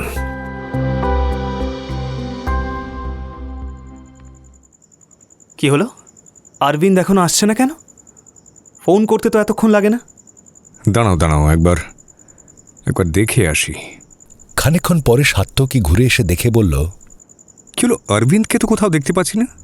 দেখতে পাচ্ছ না মানে? গেল কোথায় লোকটা? এখন তো মাঝরাত্রির। এই রাত্রে লোকটা কোথায় যাবে? চলো চলো সবাই মিলে দেখি। সবাই মিলে ঘরের বাইরে বেরিয়ে অনেকক্ষণ এদিক ওদিক খোঁজাখুঁজি করেও অরবিন্দকে কোথাও পাওয়া গেল না। রাতের অন্ধকারে এই লোকটা যেন কোথায় মিলিয়ে গেছে। সাত্তকী বলল, দ্যাট মিনস আমার সন্দেহই ঠিক ছিল। গড়বড় কিছু তো একটা আছে, আর অরবিন্দ সেটাকে প্রেডিক্ট করতে পেরে পালিয়ে গেছে। পালিয়ে যাওয়াটা খুব একটা ভালো লক্ষণ নয় সাত্তকী, কারণ ও জানে আমরা কোথায় আছি। আর তোমার কথা অনুযায়ী যদি পুরো ব্যাপারটা নকল হয়, তাহলে আমাদের মুখ বন্ধ করাটা ওর প্রথম প্রয়োজন। আমাদের একটু সাবধানে কাটাতে হবে বাকি রাতটা। এখানে থাকাটা কি ঠিক হবে? যাবে কোথায়? এই নিশুতি রাতে অন্য কোথাও যাওয়ার তো উপায়ও নেই। অ্যাটলিস্ট দিনে আলোটা একটু ফুটতে দাও। চলো আমরা ওই ঘরে বসে একটু ওয়েট করি। অপেক্ষা বেশিক্ষণ করতে হলো না। খানিকক্ষণের মধ্যেই কিছু গাড়ি বাইরে এসে দাঁড়ানোর আওয়াজ পেল ওরা। কিন্তু তারপর যেটা ঘটল সেটার জন্য ওরা একেবারেই প্রস্তুত ছিল না। ওরা ওই ঘরের সমস্ত আলো নিভিয়ে অন্ধকারে অপেক্ষা করছিল আগন্তুকের। কিন্তু তার বদলে গাড়ি থেকে নেমে এলো বেশ কিছু সশস্ত্র বন্দুকধারী, এবং তারা সরাসরি গুলি চালাতে শুরু করলো ঘরটার দিকে লক্ষ্য করে। এই আচমকা আক্রমণে সবাই হকচকিয়ে গেল। ওদের হাতে বন্দুক মাত্র দুটো। ঘরের দরজা জানালার আড়াল থেকে বাইরের শত্রুদের লক্ষ্য করে ওরাও গুলি চালাতে শুরু করলো। শুরু হলো একটা অসম লড়াই। শত্রুপক্ষ দলে বেশ ভারী, ওদের সৈন্য সংখ্যা অনেক, কিন্তু ওদের সমস্যাটা হলো ঠিক কোথায় সাত্তকীরা আছে সেটা ওরা দেখতে পাচ্ছে না। সাত্তকী আর অসীম জায়গা পরিবর্তন করে গুলি চালিয়ে চালিয়ে ওদের ব্যতিব্যস্ত করে তুলল। প্রভা আর বংশিকা ঘরের একেবারে পিছনে চুপ করে বসে আছে। সাত্তকী, বন্দুকে তার গুলি বেশি নেই, এরা তো সংখ্যায় প্রচুর। কি করা যায়? আরে নেভির হেল্প এখনো আসছে না কেন? সেটাই তো বুঝতে পারছি না। আর আমরা যে এখানে এখন এইরকম অবস্থায় রয়েছি, এটা ওরা জানলো কি করে? আমি তো ভেবেছিলাম এই মেসেজ পেয়ে ওই লোকটা নিশ্চয়ই দৌড়ে আসবে, কিন্তু এতে মনে হচ্ছে আমাদের অবস্থা জেনে ও আমাদেরকে খুন করতে এসেছে। সেটাই স্বাভাবিক, আমরা সব জেনে গেছি। গুলি চালিয়ে সামনের একজনকে ধরাশায়ী করল সাত্তকী। অসীম বলল, সাত্তকী দেখো। সাত্তকী জানালার একটা ফুটো দিয়ে বাইরে তাকিয়ে দেখল ওরা এবার মাটিতে শুয়ে পড়ে এগিয়ে আসছে। তাদেরকে নির্দেশ দিয়ে এগিয়ে নিয়ে আসছে অরবিন্দ। বিশ্বাসঘাতক! দাঁতে দাঁত চেপে বলল সাত্তকী। অসীম জানলা দিয়ে বন্দুকের নল বার করে অরবিন্দকে লক্ষ্য করে গুলি চালালো, কিন্তু লক্ষ্যভ্রষ্ট হলো সেই গুলি। আত্মসমর্পণ ছাড়া তো কোনো রাস্তা নেই। হঠাৎ এই সময় উল্টো দিক থেকে এক ঝাঁক গুলি ছুটে এলো। তারপরে কিছু বোঝার আগে ওরা দেখতে পেল ওদের শত্রুপক্ষের ওপরে আরেকটা দল এসে গুলি চালানো শুরু করেছে। এরা কারা? এরা কোথা থেকে এলো? কিছুই বোঝা যাচ্ছে না। বাইরে তখন তুমুল গুলি বৃষ্টি, বোমের শব্দ ধীরে ধীরে বাড়ছে। এক ছোটখাটো রণক্ষেত্রের চেহারা নিয়েছে ভেট দ্বারকার এই নিরালা প্রান্তর। ঘরের ভেতর তখন সাত্তকীদের অবস্থা খারাপ। কোনো রকমে এক কোণে মাথায় হাত চাপা দিয়ে বসে আছে ওরা। হঠাৎ ঘরের ভেতর একটা বোমা এসে পড়ল, সঙ্গে সঙ্গে তুমুল বিস্ফোরণ। অন্ধকারে অনেকক্ষণ কিছু দেখতে পেল না সাত্তকী। ঘরের ভেতর ধোঁয়াটা একটু পাতলা হয়ে যেতে দেখল ঘরের এক কোণে পড়ে আছে অসীম, আরেক কোণে পড়ে আছে প্রভা এবং বংশিকা। এরা কি এখনো বেঁচে আছে? সাত্তকী ওদের কাছে গেল। অসীম নড়ছে, কনুই থেকে গল গল করে রক্ত বেরিয়ে আসছে, কিন্তু একবার ডাকতে চোখ মেলে তাকালো অসীম। তারপরে প্রভাদের কাছে গেল। না, ওদের চোট সেরকম লাগেনি, শকে অজ্ঞান হয়ে গিয়েছিল। কিন্তু এই ধোঁয়ায় ঘরের ভেতর বেশিক্ষণ থাকা সম্ভব নয়। বাইরে বেরোলেও বুলেট আর বোমের বৃষ্টির মধ্যে তাদের প্রাণহানির সমূহ সম্ভাবনা। সারেন্ডার করা ছাড়া আর কোনো উপায় নেই। হঠাৎ এই সময় একটা আওয়াজ শুনতে পেল ওরা। হেলিকপ্টারের আওয়াজ, একটা নয়, দুটো। তারপর কিছুক্ষণ নিস্তব্ধতা। হঠাৎ মাইক্রোফোনের শব্দ। কে যেন বলে উঠল, সাত্তকী, আপনি কি বেঁচে আছেন? যদি বেঁচে থাকেন তাহলে বাইরে বেরিয়ে আসুন, কোনো ভয় নেই। The situation is under control. আমি প্রণব ঠাকুর বলছি। সাত্তকী, অসীম, প্রভা আর বংশিকা আস্তে আস্তে বাইরে বেরিয়ে এলো। চোখের সামনে ধোঁয়াটা আস্তে আস্তে কেটে যেতে দেখতে পেল সামনে বেশ কিছু আহত ও নিহত সৈনিকদের স্তূপ। সৈনিক বলা ভুল, রাইফেলধারী বা বন্দুকধারী মানুষ পড়ে আছে। আর তার পেছনে যারা সমস্ত জায়গাটাকে ঘিরে রেখেছে তাদের পোশাক দেখে বোঝা গেল তারা ভারতীয় আর্মি এবং নেভির দল। প্রণব ঠাকুর রয়েছেন তাদের সঙ্গে। সামনে অরবিন্দ পড়ে আছে, তার পায়ে আর হাতে গুলি লেগেছে। প্রণব ঠাকুরের নির্দেশে তাকে নিয়ে যাওয়া হচ্ছে। বাকি আহতদেরও সরানো হচ্ছে। হেলিকপ্টার থেকে এবার নেমে এলেন মোহন মালহোত্রা। দৌড়ে এসে সাত্তকীকে জড়িয়ে ধরলেন, বললেন, oh Satyaki, you are safe, thank God. আমাকে যখন প্রণব ঠাকুর বললেন যে তোমরা বিপদের মধ্যে আছো, ওনারা আসছেন, আমিও তখন চলে এলাম। হ্যাঁ, আপনাকে নিয়ে না এলে এই ব্যাপারটা নিষ্পত্তি হতো না। এত কিছু করলেন আর এই ব্যাপারটা শেষ দেখবেন না? হ্যাঁ, মানে হোয়াট ইউ মিন? মানে আর কিছুই নয় সাত্তকী, এই সমস্ত কিছুই ছিল তোমাদের এই বস মোহন মালহোত্রার প্ল্যান। উনিই আছেন এই সব কিছুর পেছনে। You don't know. ওরা যদি তখনই দেখতো স্বয়ং শ্রীকৃষ্ণ এসে দাঁড়িয়েছেন তাহলে অত অবাক হতো না। What nonsense! কি বলছেন আপনি? যা খুশি! চিৎকার করে উঠলেন মোহন মালহোত্রা। যা খুশি নয়, অরবিন্দ রয়েছে, আহত হলেও ওর মুখ থেকে কথা বের করব আমরা। ও সাক্ষী আপনার পরিকল্পনার। কে এই অরবিন্দ? আমি একে চিনি না। চেনেন না? তাহলে এই যে অরবিন্দ, সেটা বুঝলেন কি করে? শুধু তাই নয়, দেখুন এটা দেখুন। প্রণব ঠাকুর আহত অরবিন্দের ফোনটা কুড়িয়ে নিলেন, চোখ বুলিয়ে বললেন, এই যে দেখুন, লাস্ট মেসেজ। সন্দেহ করছে তোমায়, পালাও এখান থেকে। এটা তো আপনারই নাম্বার নাকি? তারপর নাম্বারটাতে ফোন করলেন। ফোনের রিংয়ের আওয়াজে সবাই তাকালো মোহন মালহোত্রার দিকে, কিন্তু না, রিংয়ের আওয়াজটা আসছে অন্য দিক থেকে। সবার দৃষ্টি সেদিকে ঘুরে গেল। বংশিকা কাঁপা কাঁপা হাতে ফোনটা বার করলো বংশিকা। তার মানে আমি কিছু জানি না স্যার। ওই মোহন মালহোত্রা আমাকে যা করতে বলেছিল আমি শুধু তাই করেছি। আমি আর কিছু জানি না, বিশ্বাস করুন, আমি আর কিছু জানি না। এই কে তুমি? এসব কি বলছো? আচ্ছা, এখন আপনি ওনাকেও চিনতে পারছেন না? আচ্ছা দেখুন তো এনাকে চিনতে পারেন কিনা। Please come here. প্রণব ঠাকুরের হাতের ইঙ্গিতে অন্য হেলিকপ্টার থেকে এবার নেমে এলেন আরেকজন মহিলা। ইনি হলেন আসল বংশিকা মুখোপাধ্যায়।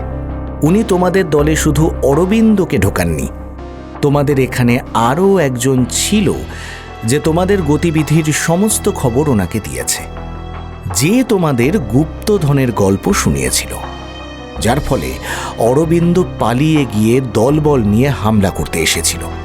এদিকে মিস্টার স্বামী এনাকে মেইল করেছিলেন। আপনি বলুন, আপনি ওনার মেইল থেকে কি জানতে পেরেছেন? হ্যাঁ, ওই মূর্তির তলায় পাওয়া লিপিটা নিয়ে ওনার একটা সন্দেহ হয়েছিল। উনি আমাকে মেল করেছিলেন।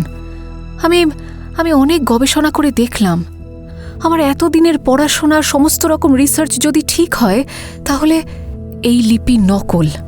হোয়াট? নকল? হ্যাঁ, কেউ বা কারা এটাতে সিন্ধুলিপির মতো কিছু লিপি খোদাই করে এটাকে পুরনো বানানোর চেষ্টা করেছে। আপনি বুঝছেন কি করে? এখানে এমন সব অক্ষরের ব্যবহার রয়েছে যেগুলো ওই সময়কার সিন্ধুলিপিতে থাকতে পারে না। এই অক্ষরগুলো বর্তমান অক্ষরকে সিন্ধুলিপির মাত্রা দেওয়ার জন্য তৈরি করা হয়েছে। আমি এখানেই আসছিলাম, কিন্তু পথে এয়ারপোর্টে আমার ব্যাগ ছিনতাই হয়ে যায়। তাতে আমার সমস্ত আই কার্ড সবকিছুই ছিল। কারোর সাথে কোনো যোগাযোগ করতে পারছিলাম না। তারপরে এই মোহন মালহোত্রা আমার সাথে যোগাযোগ করেন এবং আমাকে উনি নিয়ে যান একটা হোটেলে। বলেন এখানে থাকতে একদিন পরে আমরা দ্বারকা যাব। সরকারি কিছু পারমিশনের জন্য নাকি দেরি হচ্ছে। কিন্তু ধীরে ধীরে আমি বুঝতে পারি যে আসলে ওখানে আমাকে আটক করে রাখা হলো। সেখান থেকে আমি অনেক চেষ্টা চরিত্র করে প্রণব ঠাকুরের সাথে যোগাযোগ করতে পারি। তারপর বাকি ব্যবস্থা উনিই করেন। এই পুরো ব্যাপারটার মাস্টার মাইন্ড হচ্ছেন মোহন মালহোত্রা। প্রথম যখন এই প্রজেক্ট শুরু হয় তখন গভর্নমেন্টের কাছে ততটা ফান্ড ছিল না।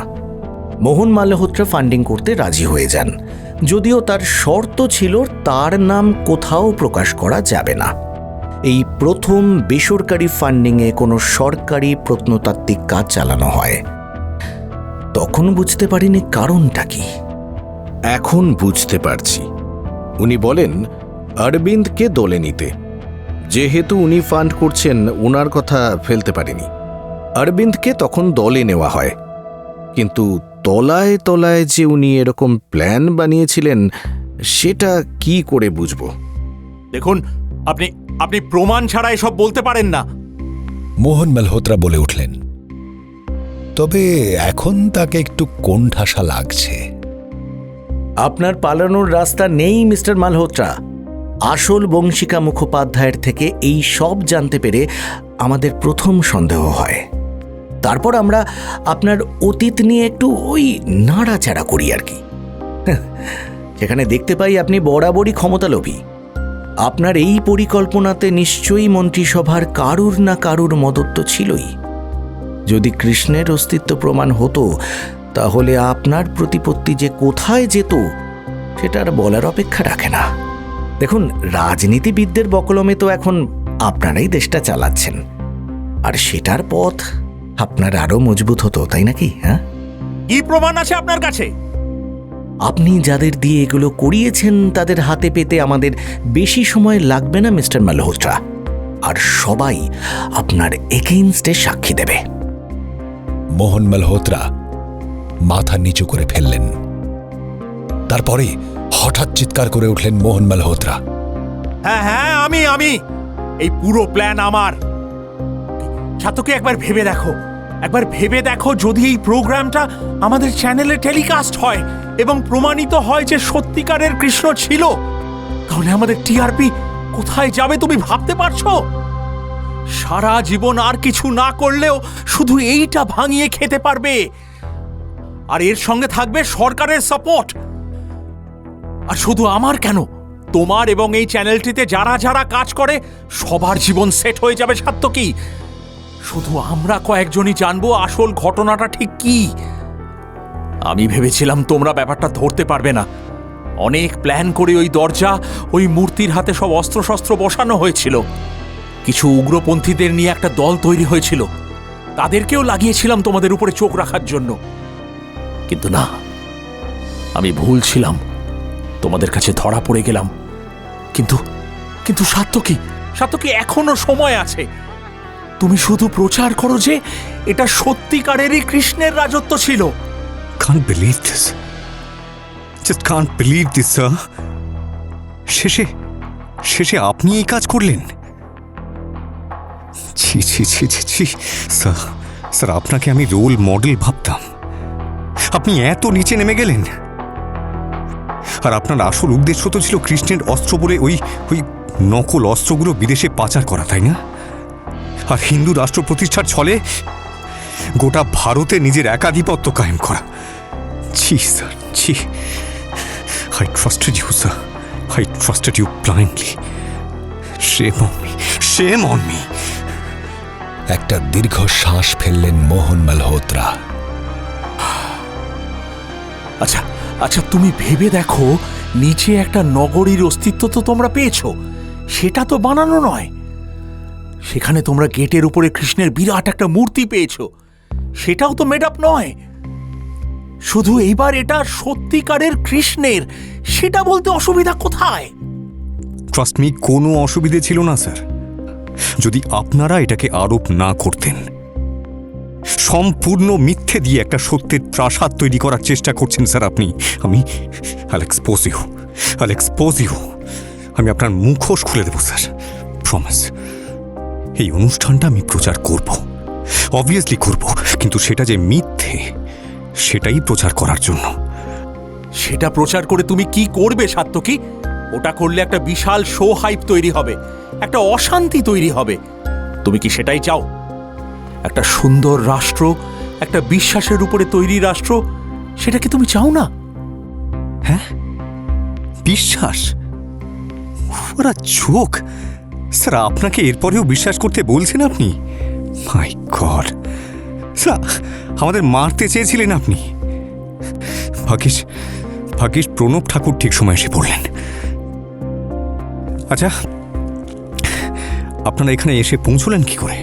হ্যাঁ, তার জন্য দায়ী প্রভা। প্রভা?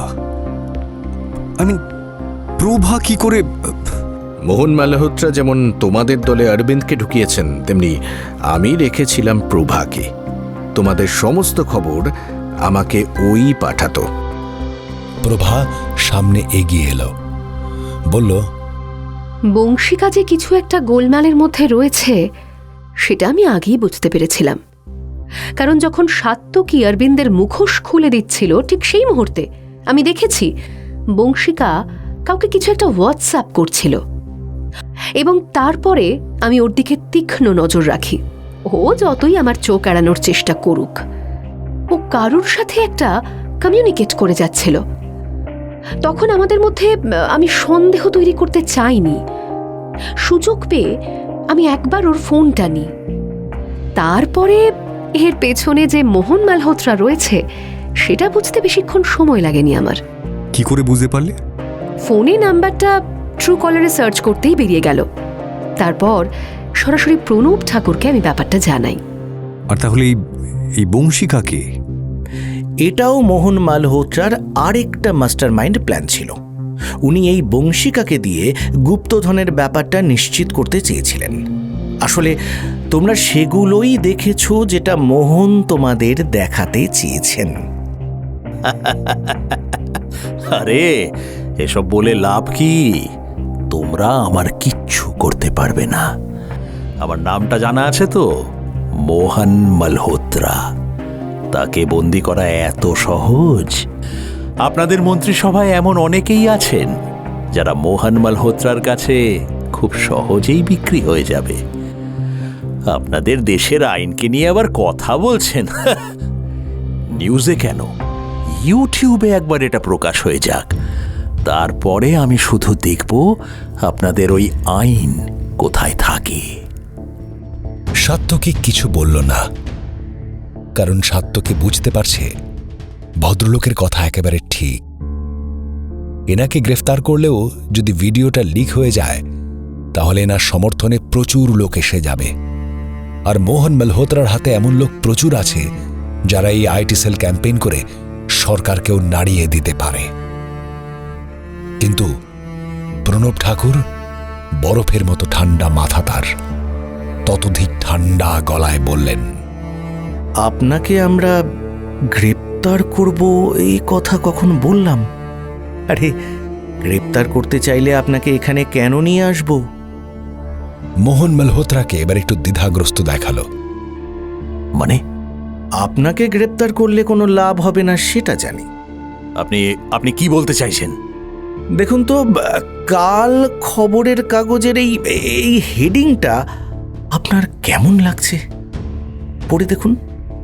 বলে প্রণব ঠাকুর ফোনটা এগিয়ে দিলেন মোহন মালহোত্রার দিকে। মোহন মালহোত্রা জোরে জোরে পড়লেন, উগ্রপন্থীদের আক্রমণে নিহত শিল্পপতি মোহন মালহোত্রা। এর মানে? দেখুন, সিস্টেমের ভেতর থেকে সিস্টেমকে বদলানো যায় না, এটা আমরা খুব ভালো করে জানি। আপনিও নিশ্চয়ই জানেন। কিন্তু আপনাদের মতো ভাইরাসদের সরানোই যায়, তাই না? নো, এটা আপনি করতে পারেন না। চিৎকার করে উঠলেন মোহন মালহোত্রা। প্রণব ঠাকুরের ইশারায় কয়েকজন সেনা এসে ওনাকে টেনে নিয়ে গেল চোখের আড়ালে। সাত্তকীদের বিস্ফারিত চোখের দিকে তাকিয়ে প্রণব ঠাকুর বললেন, আমি জানি যে এতে মন্ত্রিসভার অনেকের নাম বেরিয়ে আসতে পারে, কিন্তু ভারতে মন্ত্রীদের বিরুদ্ধে এত কেস আছে যে এতে ওদের কিছুই হবে না। তার চেয়ে ভালো আইনের খাতায় এই কেস লিপিবদ্ধ হবে এক উগ্রবাদী হামলা হিসেবে। কিন্তু আসলে কি ঘটল তার সাক্ষী রইলাম আমরা। ও তোমরা আশা করি এই ব্যাপারে মুখ খুলবে না, অবশ্য খুললেও কিছু প্রমাণ করতে পারবে না। এই সময় দূর থেকে ভেসে এলো কিছু গুলির শব্দ, আর তার সাথে মোহন মালহোত্রার শেষ আর্তনাদ। ওদিকে সমুদ্রের জলে আস্তে আস্তে ডুবে যাচ্ছে বাসুদেবের বিরাট মূর্তি। আবার সমুদ্রের তলায় কত বছর ধরে না জানি তিনি বিশ্রাম করবেন। সত্যিই কি তিনি ছিলেন কখনো, নাকি সবটাই কল্পনা? এই সব প্রশ্নের উত্তর বহু বছরের জন্য ডুবে যাচ্ছে জলের তলায়। ডুবন্ত মূর্তির মুখে লেগে রয়েছে এক টুকরো হাসি, যেন তিনি বলতে চাইছেন, যুগে যুগে যখনই ধর্ম আক্রান্ত হবে তখনই তাকে রক্ষা করতে আমি আবার আবির্ভূত হব। সম্ভবামি যুগে যুগে। পূবের আকাশ রাঙা করে সূর্য উঠল।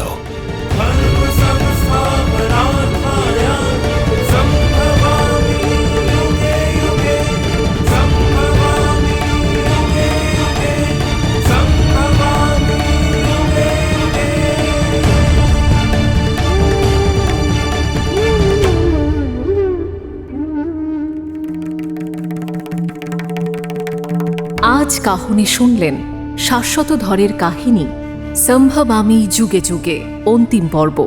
বিভিন্ন চরিত্রে যেসব কলাকুশলীরা অভিনয় করেছেন তাঁদের নাম আপনারা পাবেন ডেসক্রিপশনে। কোন চরিত্রে কাকে কেমন লাগলো এবং অবশ্যই গল্পটা কেমন লাগলো সেটা জানার জন্য আমরা অপেক্ষা করব আপনাদের কমেন্টে। যারা সময় নিয়ে ধৈর্য ধরে দুটি পর্বই শুনলেন তাদের অসংখ্য ধন্যবাদ।